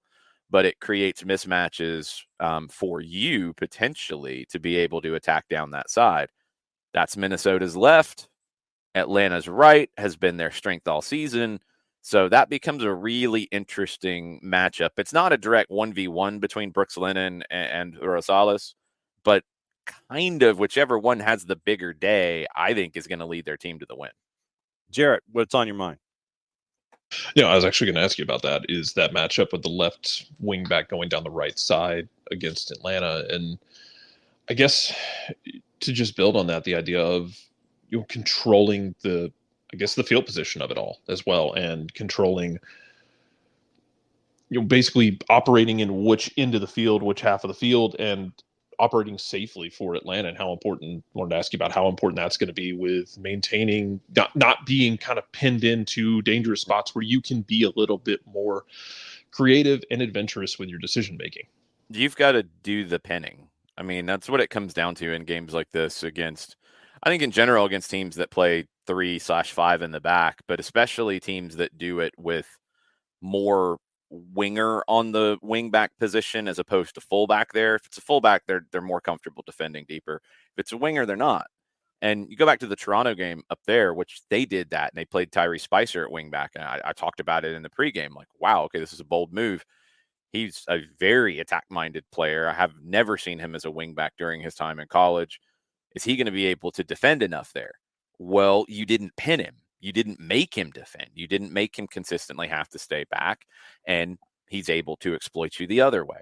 So you can't allow that to happen. You've got to pin Minnesota in. You got to pin and make them defend. You have to fix their back line as a unit of 5, as opposed to a unit of 3 with those wingbacks coming up.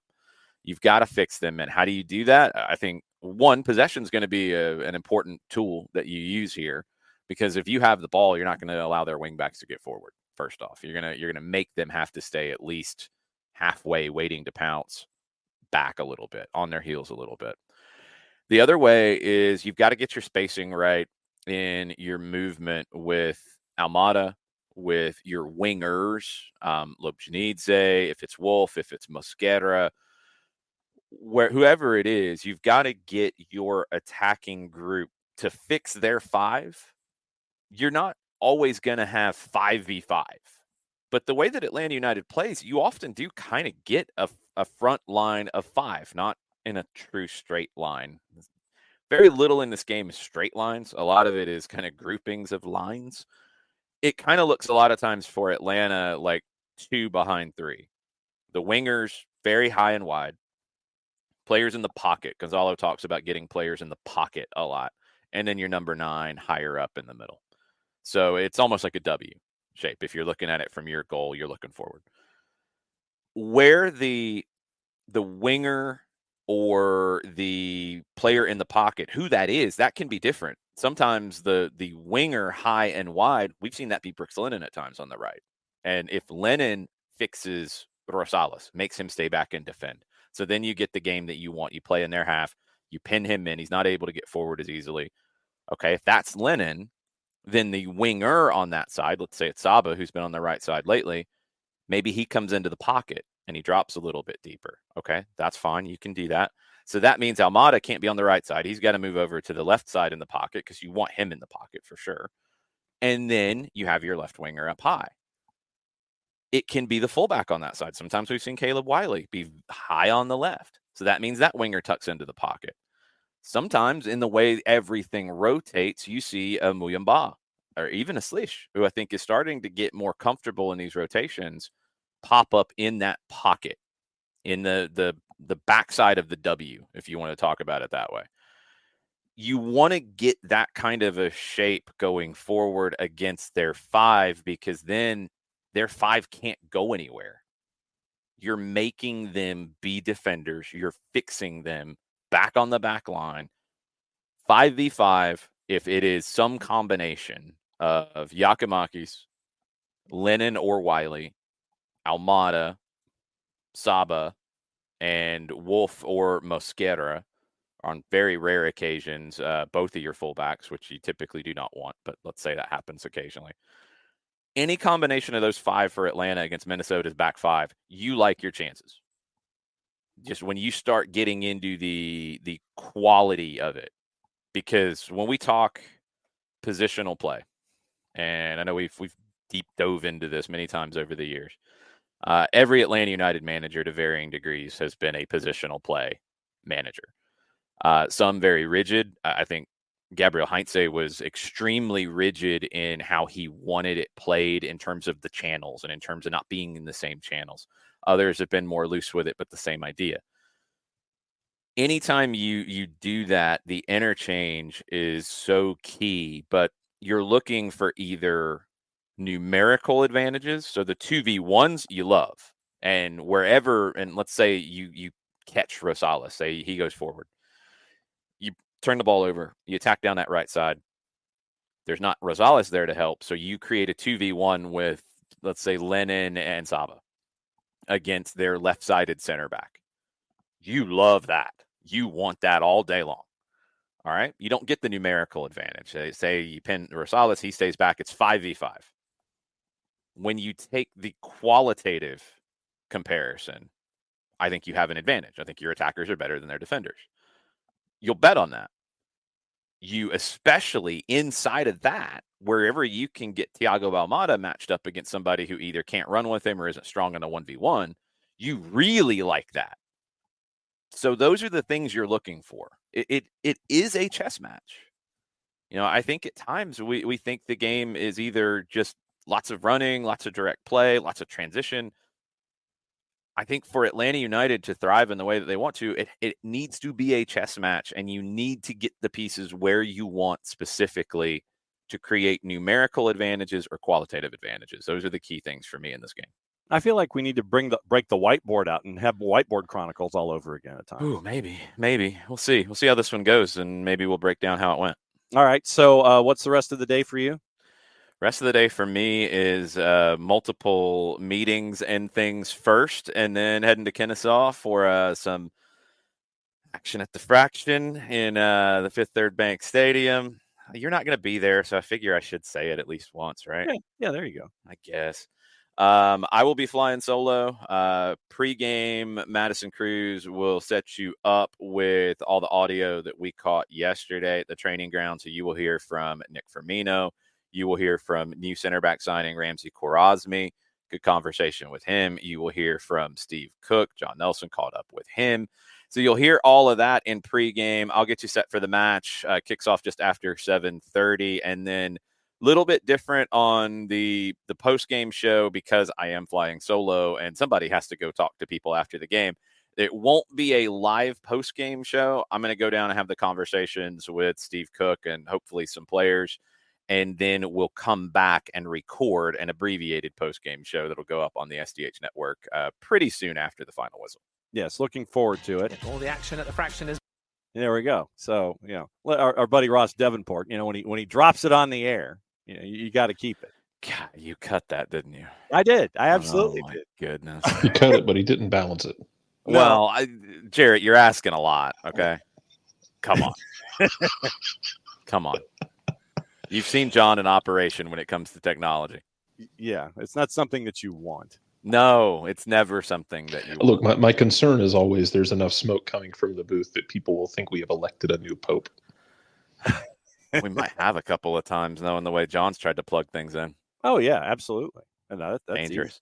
Yes. So that's tonight. Tomorrow, Atlanta and Minnesota. You'll be able to listen on 92.9 The Game. Pregame coverage with Abe Gordon, Garrett Chapman. That's at 6:30. You can also listen on the Odyssey app. If you're not going to the match and watching on Apple TV, you can listen to Mike and I with the home team radio option. And what we've heard anecdotally and in the athletic survey last year is a whole lot of y'all do that, which is very cool. Thank you. I know a whole lot of y'all are going to be in the building as well, but very cool that you can listen to us on Apple TV. And then I actually get a couple of days off before next week's madness, where it will be a Tuesday, Wednesday doubleheader, Thursday doubleheader, Friday doubleheader, Saturday gauntlet. Mm-hmm. Because it's Open Cup, and then Open Cup Tuesday, we will have that on radio on 92.9 The Game. Full broadcast, so hour-long pregame, hour-long postgame, and then even at the end of postgame, you will get a 3-4-3 from AST on that, because I'll take it up to 11 o'clock. Yeah. And then Wednesday doubleheader for me, I'll be with Jessica Charman in Duluth for the 4A state championships, girls and boys. Thursday, it's 5A. I'll be with Jess again in Duluth. Then Friday, it is 7A, and I'll be with Justin Hanover for that one. And then next Saturday, DC, we have another match, and DC United will be at the Benz. So, and the twos in Carolina are on Wednesday night on the network also. I won't have that one because I can't be in two places at the same time.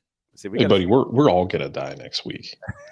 None of this business. None of the we are calling 1, 2, 3, 4, 5, 6, 7, 8. 8 game. Well, yeah. Now it's 10 and 8, but next week it is 8 games in 5 days. That is correct. It'll be fine. 6 of them championships, 1 of them Open Cup. Hey, You know what though? You found a new flavor of Red Bull to just. I did. To get you through this. It's wild that I found it in Perry as well at the Walmart first. Like that was not what I that's not where I usually expect to discover the new flavors of Red Bull. We're gonna find out one of these days that like Buc-ee's has exclusive Red Bull flavors too. Actually, I think last time I was Buc-ee's actually doesn't have very much Red Bull at all. Yeah, last time I was in there, they had Red Bull and then like Diet Red Bull, and that was it. I need to know what the deal is with that, because I'm sure there's a story. They only have 1 row of Red Bull, and they only have the original flavors, which is not very good. No, it's very strange. They have like a whole cooler full of other drinks. It's very weird. They've got a great partnership going on with belt holder Logan Paul, though, because they have a number of Prime drinks in there. Yeah, I haven't tried it. I can't. I can't speak to it. It's a little too tart. Yeah, I can't say that. But the new Red Bull flavor is actually very good. It kind of tastes like Mountain Dew. What is it? Caraba blah blah blah. I don't even know. I don't have a can in front of me. Basically, that would be about right, John. Yeah, so it's like some weird combination of like dragon fruit, Caraba. No, it's not dragon fruit. That's a different flavor. Don't get it mixed up. Maple tree, whatever. So. The new summer Red Bull is very good. It's probably in my top 5 power rankings of Red Bull flavors. Oh, wow. Already? Well, that's usually how it goes. Like they settle after a time. But it's good. I've went to it quite a bit after. Now it's widely available when it's not just in Perry, Georgia. Nothing beats the red watermelon flavor. That is still the goat of goats when it comes to Red Bull flavors. If you disagree, fight me. There you go. No. I gotta do my own fighting. I have to go to Silverback Park Friday night. I'm gonna be doing all the fighting I can handle. Fight in general. Good luck with that. Yes. All right. So enjoy your weekend, my friend, before it's 8-5 and we do it all over again. So enjoy the action at the Fraction tonight, and we will see you and hear you tomorrow with Atlanta United and Minnesota United. Yeah, about 7 o'clock tonight, you'll be able to listen to the twos on soccerdownhere2.mixler.com. Yes, we are launching the 2. And you'll be able to listen to John and Maddie from River Ridge on soccerdownhere.mixler.com. So if you are... The 2 is up. Not yet. I thought there was legitimate breaking news. No, with soccer. John's a little slow on the button. Yeah. Yeah. Well, Oh. I didn't want to interrupt you mid-sentence. No, it's okay. It's okay. Oh, I got excited. Yeah. I got excited. Like, did we find out that like Reynoso is hanging out like in Atlanta bars now? Maybe the club that opened up on the BP on North Avenue. No, Reynoso would not be able to hang there or at Magic City or Oh, anywhere we did else. talk about Aaron Bupenza in hour number 1. Aaron Bupenza probably would try to hang out at those clubs and get punched in the jaw. Yes. Yeah. That's not a good thing for your top striker to be doing. No, hanging out at a pizza joint at 2 a.m. You just make better choices. Go hang out in the street in Zone 6 and just hang out with the twerking lemur in the middle of the street. Yes. Good luck with that one. Jeez, this city is. I'm sorry. The World Cup is not ready for Atlanta because it's going to be quite the collision of things. Yeah. Twerking lemurs and we're gonna have to explain some things to whoever's England's coach is, because I'm assuming they'll like push Garrett Southgate. England will be begging not to be in Atlanta. They won't be able to handle it. Brazil, on the other hand, would be quite the experience. Well, here's the question with Brazil. Here's the question: if they come, are they going to be subjected to the buckhead flu, or are they going to be kind of like James Harden, who somehow plays better when he's in Atlanta? Like the buckhead flu powers him. I think the Rio flu is stronger than the buckhead flu, so I think they'd be okay. They laugh. That's fair. They laugh at the buckhead flu. Yeah, they have definite immunity to that. No doubt. All right, my friend. We'll see you later. Adios. There we go. Whoops, there he goes. He hit the button first. All right. So, so that's where we are. It's always fun to have Jason to talk about stuff, and we get ready for the weekend on a bunch of different fronts. So, it was brought to our attention while we were discussing things with Jason that in Premier League down here, in Prem and Proper, we have a bit of an interesting development. Mark Clattenburg has resigned from his role as a refereeing analyst for Varingham Forest. Obviously, Evangelinas Marinakos probably yelled at him. It's like, bruh, it's not happening. It's not happening for me here. So they broke up. They broke up. And so he joined in February. Nuno said at the time he was hopeful the appointment would help him understand why his side had been on the wrong side of VAR decisions this season. I already got a problem with the way people are understanding how VAR works. Like people so VAR released their numbers in Scotland. Well, Scotland released their numbers on VAR, I should say. Mm-hmm. And I was very annoyed by the way people read it, because it was like, I think like 60% of reviews were overturned or something. And like, they're getting all these wrong. Like, no. Actually, they're getting. I forget what the exact number was. It was like I think it was over 90% were ultimately correct. It's like that's the point of VAR. Like you're having to go and overturn them. That stinks that they're not getting them right in the moment.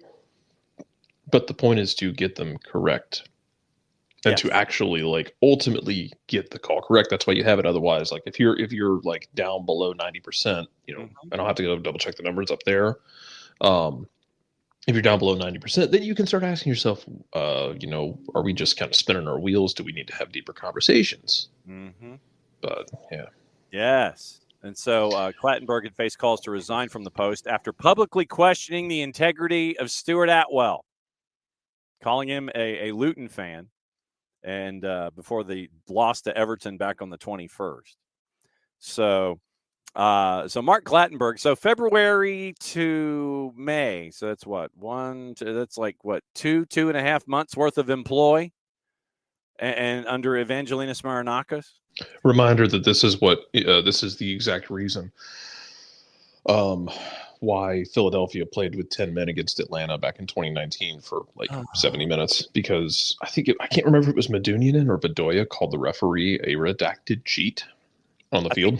That sounds like Medunjanin. Well, yeah, and I can't, because one of them committed the foul that was like a red card foul. Like I think it might have been like a dog. So, and then the other one referred to I think called the ref a cheat. And it's like, yeah, that's how you get sent off. Yeah, I Like, think that was Harris Medunian who called him a blanking cheat. Because you can call them you can call a lot of referees a lot of things. You can call them anything between a child of God and a sewing machine. Yes. But you can't call them a cheat. No. That's what we refer to as bad. Yeah. Yeah, you can't quite do that. That's just not good. If you to break that out, that's not something that is a good thing to do. So you get that. It's just no. Yeah, that's something that you don't do. Ansh Postecoglou said Spurs must go through tough times to succeed. He says he's urged players to feel the pain of last week, insisted that if you're really going to build for success, you need to go through tough times. They've lost 3 in a row, including losses to Arsenal and Chelsea. Lost to Chelsea yesterday at Stamford Bridge. Quote, I feel like we've lost a bit of belief and conviction in our football, and that is on me to change that. Speaking ahead of Friday from today before their trip to Anfield, Postecoglou said, why some of the players might have lost conviction and belief in what they're being asked to do. So Ange is trying to remind folks that this is not going to be an overnight thing. No, it never is an overnight thing. I mean, you're trying to kind of fix cultural stuff here. I think I think the if you want like a stark modern example is what's happened at Bayer Leverkusen, because like they're kind of like they're beating the Leverkusen accusations actively.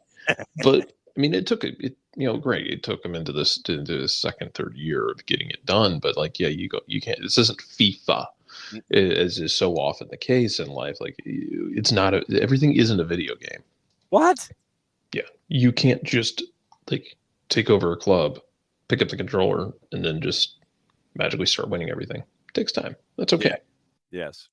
Clattenburg came out with a statement that was 2-3 sentences in length. Forrest have contacted PGMOL 3 previous occasions this year. I asked for an explanation and received an apology after a wrong red card and a loss to Bournemouth just before Christmas. Clattenburg had been the head of refereeing in Greek football before joining Forrest. Man, you want to talk about a place to get a paycheck. Faced calls to resign following the defeat to Everton, notably from Gary Neville, who said that Clattenburg has to resign. And if words go out in which you question the integrity of a ref and claims someone is a cheat for supporting another club, then he's supporting what's being said. He would lose all credibility with referees, and the game should stand down tonight, distance himself from that statement. Clattenburg came in from behind and mentioned that as well. And so he says, I'm grateful to Nottingham Forest. Wish them all the best during the remainder of the season and in the future. It's been an honor. So Mark Clattenburg resigned from his role as a refereeing analyst, or gentleman that yells at refereeing trees. That's all he was doing. He was screaming at refereeing trees for Nottingham Forest. We saw how well that worked, by the way. But yeah, not a surprise. But the question is, and thank you, Abby. And Abby, by the way, Abby admits that I've been doing fairly well since Jason dropped off his full time on the Twitch pitch. I try to balance the Twitch pitch, but if it wasn't for Jarrett and Maddie, I would be far worse than I am right now. Trust me.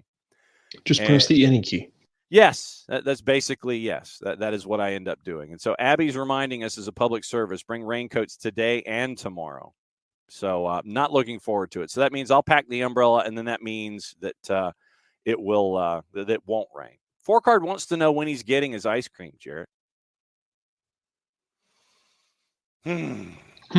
Probably next week, if I can smuggle it out. Oh! So you have to smuggle the Carvel out? That's how this goes? He wants Carvel. Okay, all right. I don't know if I can do it. We're gonna try before it. Well, I was gonna say before it melts, and we'll see what. We're gonna try and get that done at the. If we can. If not, then we'll figure something else out. Other matchups in Major League Soccer on the weekend. We talked about Atlanta United. They're favored. It hasn't moved a whole lot in the juice boxes. It's in and around 135, minus 135 in the composite. Charlotte and Portland, DC, Philadelphia. Philadelphia has, how do we say this? angry inmates at the moment. When Jose Martinez is tweeting or Instagramming at the half after being pulled after 45 minutes, Andre Blake coming on the gram and going, saying cryptic things about maybe it's time. Maybe they ran it back for one too many seasons. Philadelphia If only we had said that at the beginning of the season, but go off, bud. Yeah. So DC's a plus 135 as they are favored at home. Messi and friends get the redo with Red Bulls, and they're favored at home at a minus 123. Did you see? And once again, this is this is the Lewis Morgan Revenge Tour Part 2. Yeah, because Lewis Morgan put up a hat trick on Miami last time. Yes. Remember, Miami sold Lewis Morgan after he was he either won or should have been the newcomer of the year in 2020. Coming over from being wasted by Celtic, which it's a long list of players. Right. They shipped him up to New York. I'm still bitter that they did not ship him here. Now that Lewis Morgan is healthy, he's an absolute delight. He already put up one hat trick. Do it again. Yes. Yeah. So there you go. So we got that. And did you see where it appears, and this is where the summer comes into play, that and like I said, once again, what is it we always say? Follow your sources, follow your sources, follow your sources, and check them. Albi Celeste Talk on the 280 character app, 317,000 followers. And it was mentioned yesterday that Messi and friends have indeed began talks to try and sign Angel Di Maria this summer, according to Gaston Edul from TIC, who has 847,000 followers on the 280 character app. Quoting Edul, Inter Miami have made an inquiry about Angel Di Maria. The interest from the team to the player is there. Then it will depend about contract and MLS rules. Di Maria is also expected to have an option of extending contract at Benfica. So let's see what happens. So Angel Di Maria is now probably being considered as the next play toy for Messi and friends in the summer. Okay, I would like to see who they're going to potentially get rid of. Who gets injured magically? Well, no, not even that, because you're going to have to clear – I figure you're going to have to clear roster space, even to have him as a TAM player. You'll just have to make some moves, and if they have to, they'll do it. They moved DeAndre Yedlin, which looks like a very bad move now in hindsight, for $712.38. Exactly. I want to see what they're going to have to do to make that work, because and here's the thing though, Miami, it's cool that you're doing like the Justice Friends here. Yes. If y'all want to take a trip down memory lane to Dexter's Lab with me, Dee.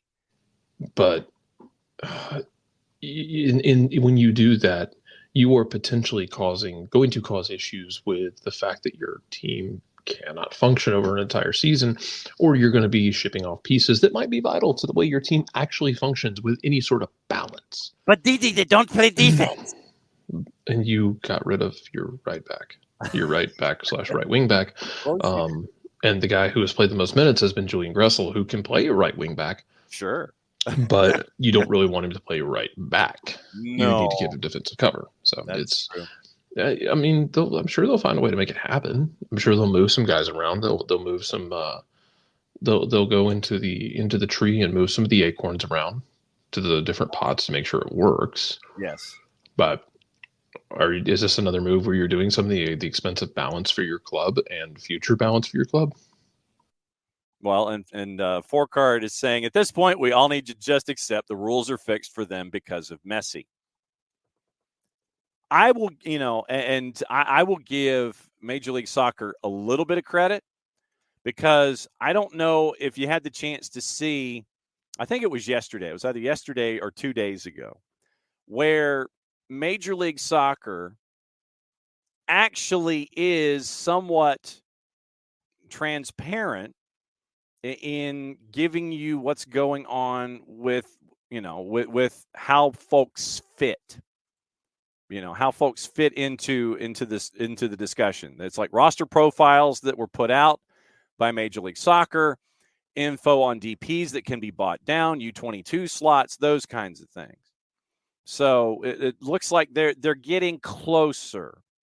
They're not quite there yet, but they're getting closer when it comes to giving us the information that we're looking for on the league. Now we need to have more transparency when it comes to what folks are making, where they're making it, and what the salary numbers are. Because like I said, National Hockey League, you know what the numbers are.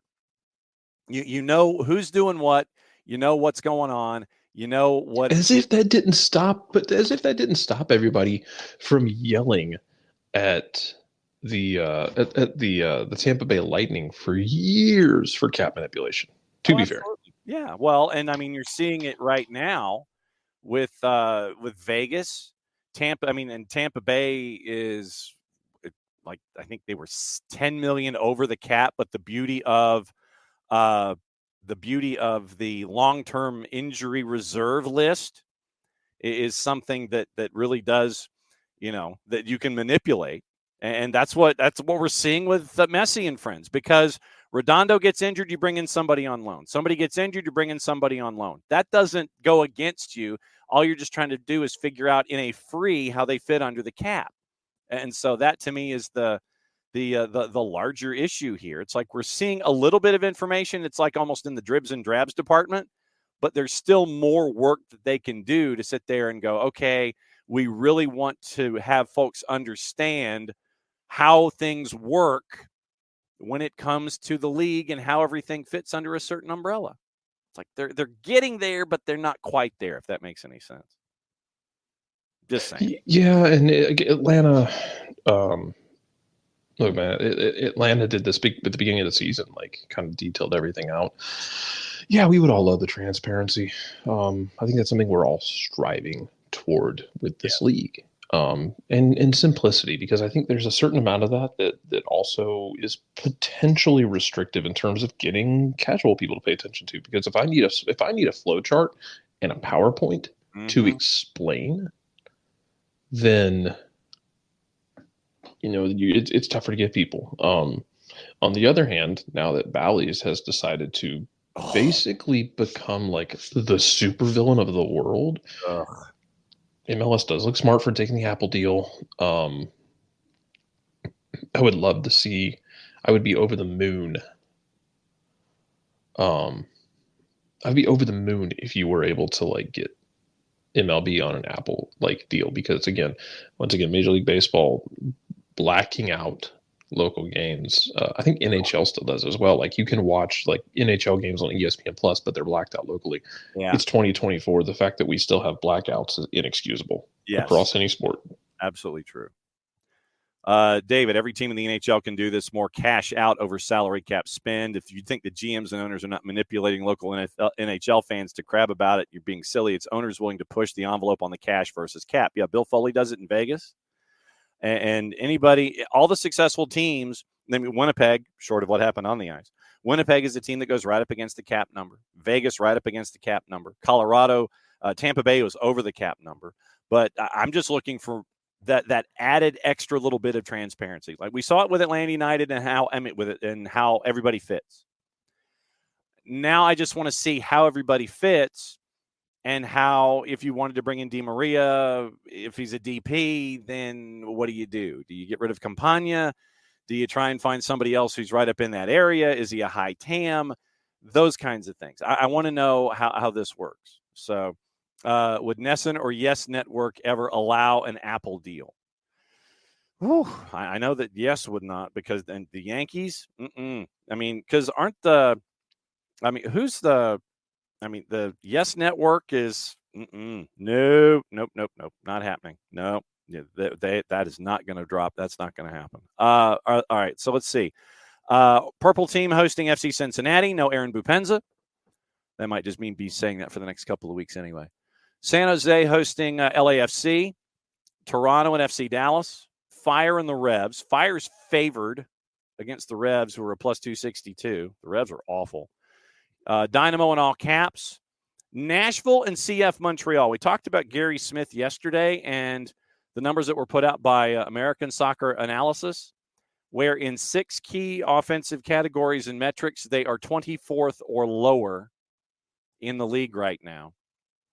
Gary Smith said he wants reinforcements, but I think this is what happens when you build down the spine. You spend a lot of your money down the spine. You bring in Hani Mukhtar to be your offense, and your depth is your question. And when like one of the dominoes falls, meaning like Walker Zimmerman gets injured and you don't have the appropriate replacement, and I'll put those words in quotes, you see what goes on defensively. And then when Sam Surridge ain't it, you see what's going on offensively when you're trying to rely on Shaq Moore and Jacob Schaffelberg. The thing is, I can't even tell if Sam Surridge is not it in the grand scheme of things, or if like I know he's been banged up. So I want to give Sam Surridge a very fair shake, because I'm skeptical when they brought him in he would be that guy. But he also, and he's had moments where he had moments where he's scored the goals that they needed when they needed them. Like he has been that guy a couple times for them. He's also been banged up. So we talk about this with guys here. I think other players around the league deserve that same level of fairness and respect. That has he been healthy enough? I don't know yet. Yeah. We'll find out. Yeah. Nashville also has bigger problems. Yes, they do. Nashville, and like once again, one of my mantras in life is going to continue to be, no matter how bad you think things are for you right now, I promise you there's somebody who has it worse. Yes, you could be so-and-so. You're annoyed at dropping of blowing 2 leads at home, and then you had a rough draw on the road. I completely understand. Losing at home to Seattle was a far worse sin that Philadelphia committed, and their keeper wants out, and their starting defensive midfielder, who's kind of the heart and soul of that midfield, is alive Instagramming and sending out messages at halftime. Yes. Nashville is working through some stuff. Oh God, I forget who it was yesterday. One of the Nashville beat writers wrote about it, that it's like, oh, they've had a rough start this year, as he pointed out correctly. It's like they've been bad since Leagues Cup last year. Like they were great. Like the Leagues Cup run was amazing. I will never forget Nashville's Leagues Cup run last year. Yeah. And they come a shootout away from beating Miami and winning the first Leagues Cup. Yeah. But they were bad after Leagues Cup. Oh yeah. And they've started the year struggling. And I don't know how they fix that. I do not know, man. Do not. No, that's part of what we're breaking down here. You can still 100% be in full agreement that, like, man, we got problems we got to fix. That's true. You're not the only one. It's going to be okay. And you can always reach out to other fan bases and be like, hey, can we just talk about our problems together? Like, I'll vent to mine and you can vent yours. Yeah. Have that healthy discussion. Yes. David, not having their own version of cat-friendly functional sites holding back fan engagement. But the practical problem, David says, is there are likely 8 to 10 franchises terrified of their fan base knowing the truth on how cheap they really are. Buddy, get out the lightsaber and just start etching that into whatever metal you would like and hanging it on the sign. I'm staring at you, San Jose. Well, John Fisher's more concerned about his Sacramento insert last name here and Aaron Judge coming to town than he is about the earthquake. Well, he also should be concerned that the Vegas stadium deal is not across the line yet. Vegas and the funniest thing would be as if Vegas ultimately said no, or it got shot, or somehow it got shot down, because then he's like, floating out. He is basically Tom Hanks in the third act of Castaway, just like after Wilson gets gone, which is one of the most tragic moments in film history. Yep. Where he just kind of pushes the oar out to sea and he gives up on life. That's kind of where they would be. They'd be kind of sitting in the ocean without an oar, waiting for a giant whale to splash them with water. But San Jose, I'm looking at you. Houston, traditionally, I have been looking at you, although Houston has started spending money, and I'm happy for you, Houston. New owner. Yeah. Truly, I am. Like, good. Spend money. Do that thing. There are Philadelphia is another one that Philadelphia hasn't really spent as much as I think they should have. I mean, remember the deep dive that we had with Philly where we were discussing they're spending more money on infrastructure and trying to figure that out than they are on players. It is great. I love that they build through the academy, and Philadelphia's academy is a conveyor belt at this point, which is great. But as we have learned, as Philadelphia showed us this, man. As I'm short timing here, my clock is running over. Philadelphia themselves showed us what Red Bulls also showed us, or did not show us, is that you can have that system, but you have to have somebody to get you over the top. And where's Rich when I need him? Probably pouring one out for the 76ers last night and Joel Embiid on one leg. Yeah. Rich, I hope we can bond over the fact that while I will give you sympathy for your 76ers, I hope we can bond over the fact that we can both enjoy the fact that the Boston Bruins are potentially going to yak up another 3-1 series lead in the first round of the playoffs to the Toronto Maple Leafs of all teams. Oh, boy. We can bond over that together. And I promise you, buddy, it will be okay. But Philadelphia, when they made that run, the playoffs a couple of years ago, they had guys, those top DP guys who were contributing and doing the job and being the difference makers that they needed. Yep. And they got those performances. And Red Bulls traditionally had not gotten those performances from their big guys that they brought in.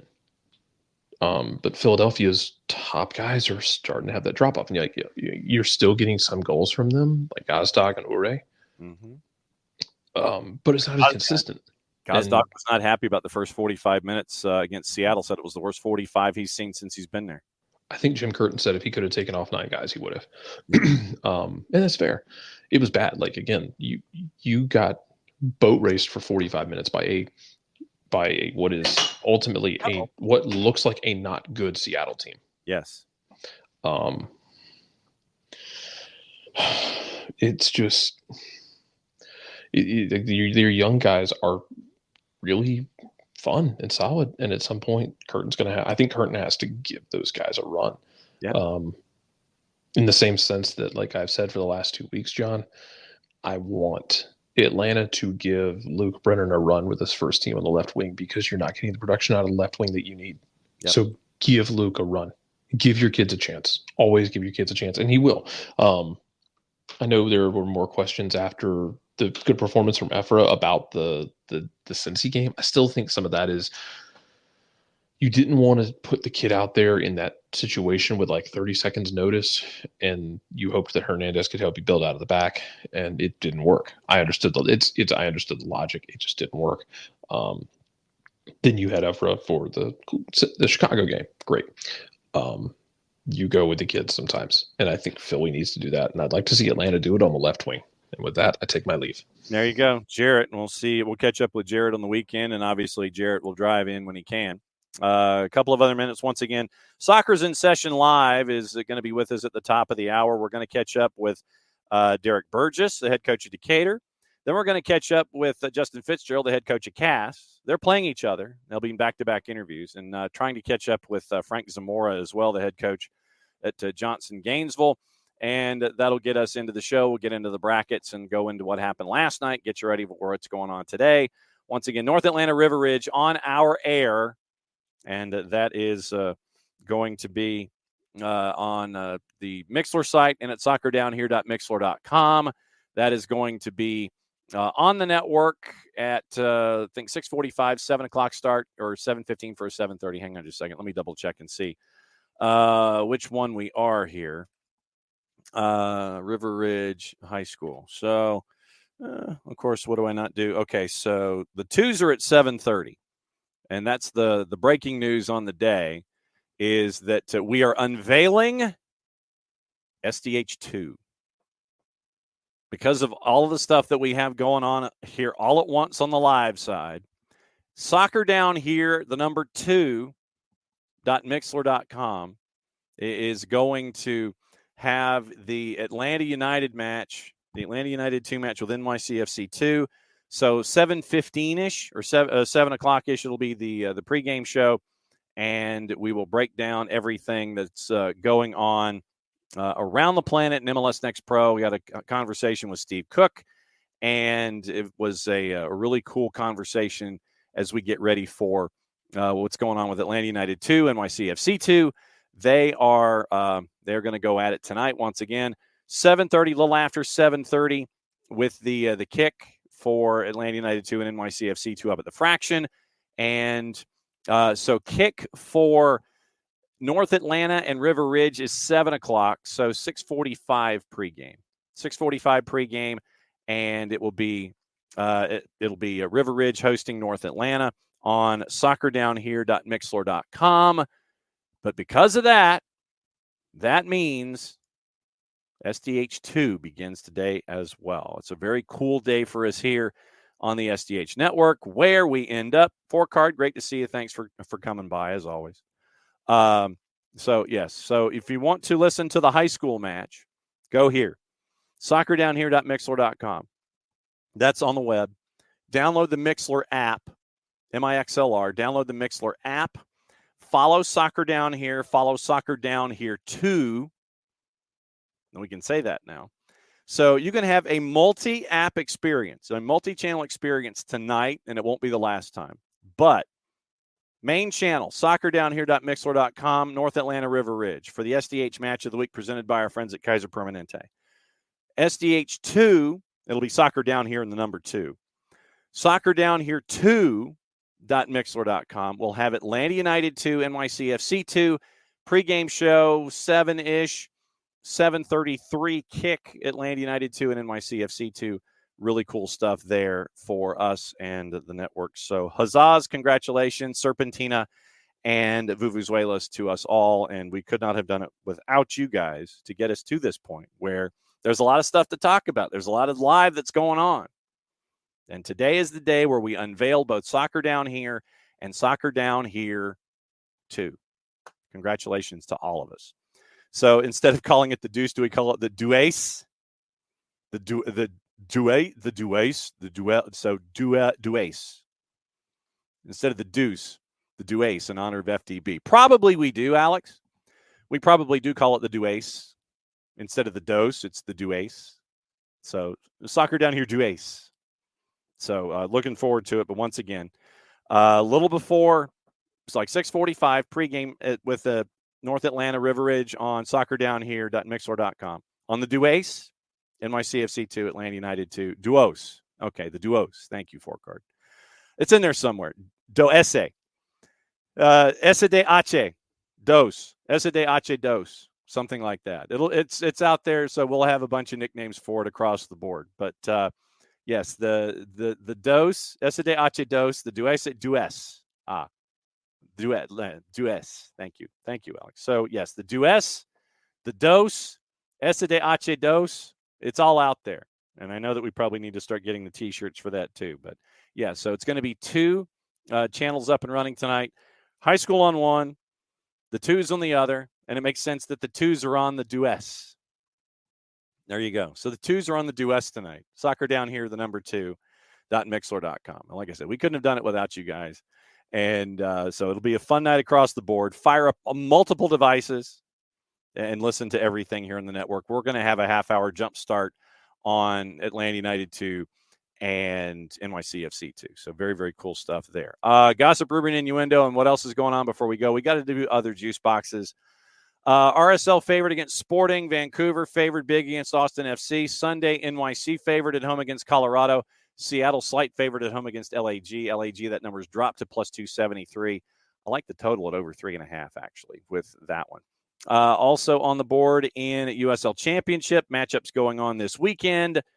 Memphis and Tampa Bay. Tampa Bay favored at AutoZone for a 4 o'clock start on Saturday afternoon. Charleston and Hartford Athletic. Charleston's -4 spins. Don't touch it. Hartford's a plus 760. Loudoun hosting Detroit City. North Carolina FC hosting Rhode Island FC. And that was the one that Michael Parkhurst was talking about with us. North Carolina, I need to get the drop from Dean Linke. -104. Riverhounds getting yelled at hosting the Miami FC. They're not good. Basically a plus 5.25. Pittsburgh -222. Birmingham hosting Tulsa. San Antonio at a -169 hosting Oakland Roots. Colorado Springs. Switchbacks, who started not very good, hosting El Paso at a -135. Monterey Bay on the plus side at plus 102, hosting Indy 11 as they travel to CSU East Bay. Vegas Lights hosting New Mexico. New Mexico is a road favorite going to Cashman. Phoenix Rising hosting Sacramento Republic. That's the match of the weekend, 10:30 Saturday night. Phoenix hosting Sacramento at a plus 210. Sacramento is a plus 116 on the road. In League One, you've got one match or two matches that have juice boxes. Richmond hosting One Knox at a plus 163. One Knox is favored on the road at City Stadium at a plus 146. Charlotte favored traveling from one end of the planet to the other, taking on Central Valley at a plus 260. Charlotte Independence is a minus 106 on the road, by the way. So that's a big number for them. In Next Pro, we actually have Next Pro juice boxes. That's wild. Stuff in the Eastern Conference, Red Bulls 2, big favorite, traveling to Messi and Friends 2. Minnesota Loons 2 is a dog with all caps 2 coming to town. Atlanta United 2, slight underdog with NYC coming to town. NYC is a plus 124. Atlanta United 2 is a plus 160. Your draw is basically a plus 300. Then you've got two matches out west at 10, at 8, and at 10. Revs 2, big underdog in New Hampshire. They're playing in New Hampshire, by the way. Mark Willett Stadium. Chicago Fire 2, minus 128 on the road tomorrow afternoon. Cincinnati 2 is a big underdog at home at Northern Kentucky, hosting Crown Legacy. I don't see how that is possible.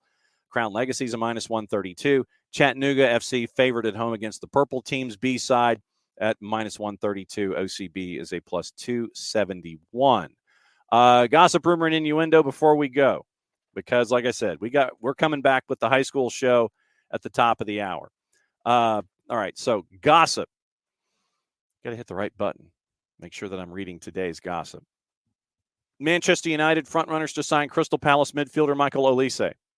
They would also be willing to listen to offers of more than £80 million for Marcus Rashford, 3-letter paper. Juve leading the race to sign United and England forward Mason Greenwood, currently on loan at Getafe.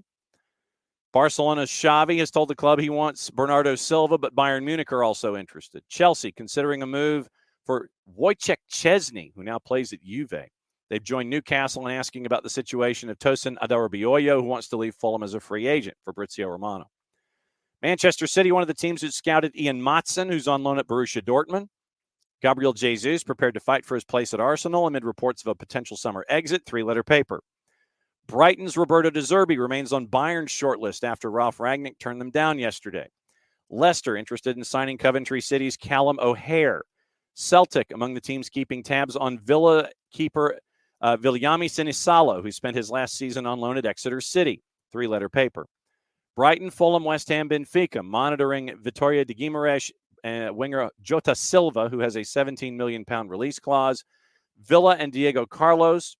It has Villa as one of their main targets. Villa also want to sign Kelechi Iheanacho as a backup striker to Ollie Watkins. Messi and Friends, we talked about Angel Di Maria. West Ham technical director Tim Steichen has been banned or barred from a first-team dressing room as he hunts for a replacement for David Moyes, and it looks like they're getting closer and closer to agreeing to a deal with Julian Lopetegui to replace Moyes. That's from our friends at Talk Sport. Thibaut Courtois is going to play Saturday after recovering from knee ligament injury 9 months ago, so he'll play for Real Madrid. Marco Reus is going to leave BVB at the end of the season after 12 years with the club, end of an era. Tormenta Academy player Jared Rivas called to train with the Honduran U16 national team, so that's fantastic news out of Statesboro. Also, Bayern Munich interested in signing 16-year-old Arsenal striker Cheetah Obi Martin this summer. That also comes from our friends at the Telegraph. So I'm trying to see if there's anything else on the board before it is what to watch and where to watch it today. By the way, if you haven't seen Jurgen Klopp's rant about scheduling, I would find it and I would watch it. It's some funny-ish, and he's not wrong. But it is definitely some funny it is a funny way in his way to go through the observations of scheduling, the successes of Europe, and how the Premier League decides to jam everything all into one place. All right. Friday, what to watch? BN and Espanyol have the Turkish Super League at 1 o'clock. Besiktas Rizespor. It's also on BN Espanyol on the simulcast. If you don't have BN, You don't have TIC. You don't have For the Fans, Liga 1 Max, Nuestra Tele, Gold TV, all of the stuff. You can go to Fanatiz, fntz.co/soccer down here, and you can get all of the BNs, Libertadores, Sudamericana, all the South American leagues. Jason got me addicted. I blame him. fntz.co/soccer down here. You can get Fanatiz. Deportes, ESPN Deportes has Getafe and Athletic Club at 3 o'clock. Fox Deportes, Liga MX Femenil, Atlas and Cruz Azul at 9. On the Plus today, Hoffenheim and Leipzig at 2:20. Also on the Plus is the La Liga matchup, League One's matchup, Central Valley and Charlotte at 10:30. Golazo Network has Richmond and Knoxville at a League One at 7.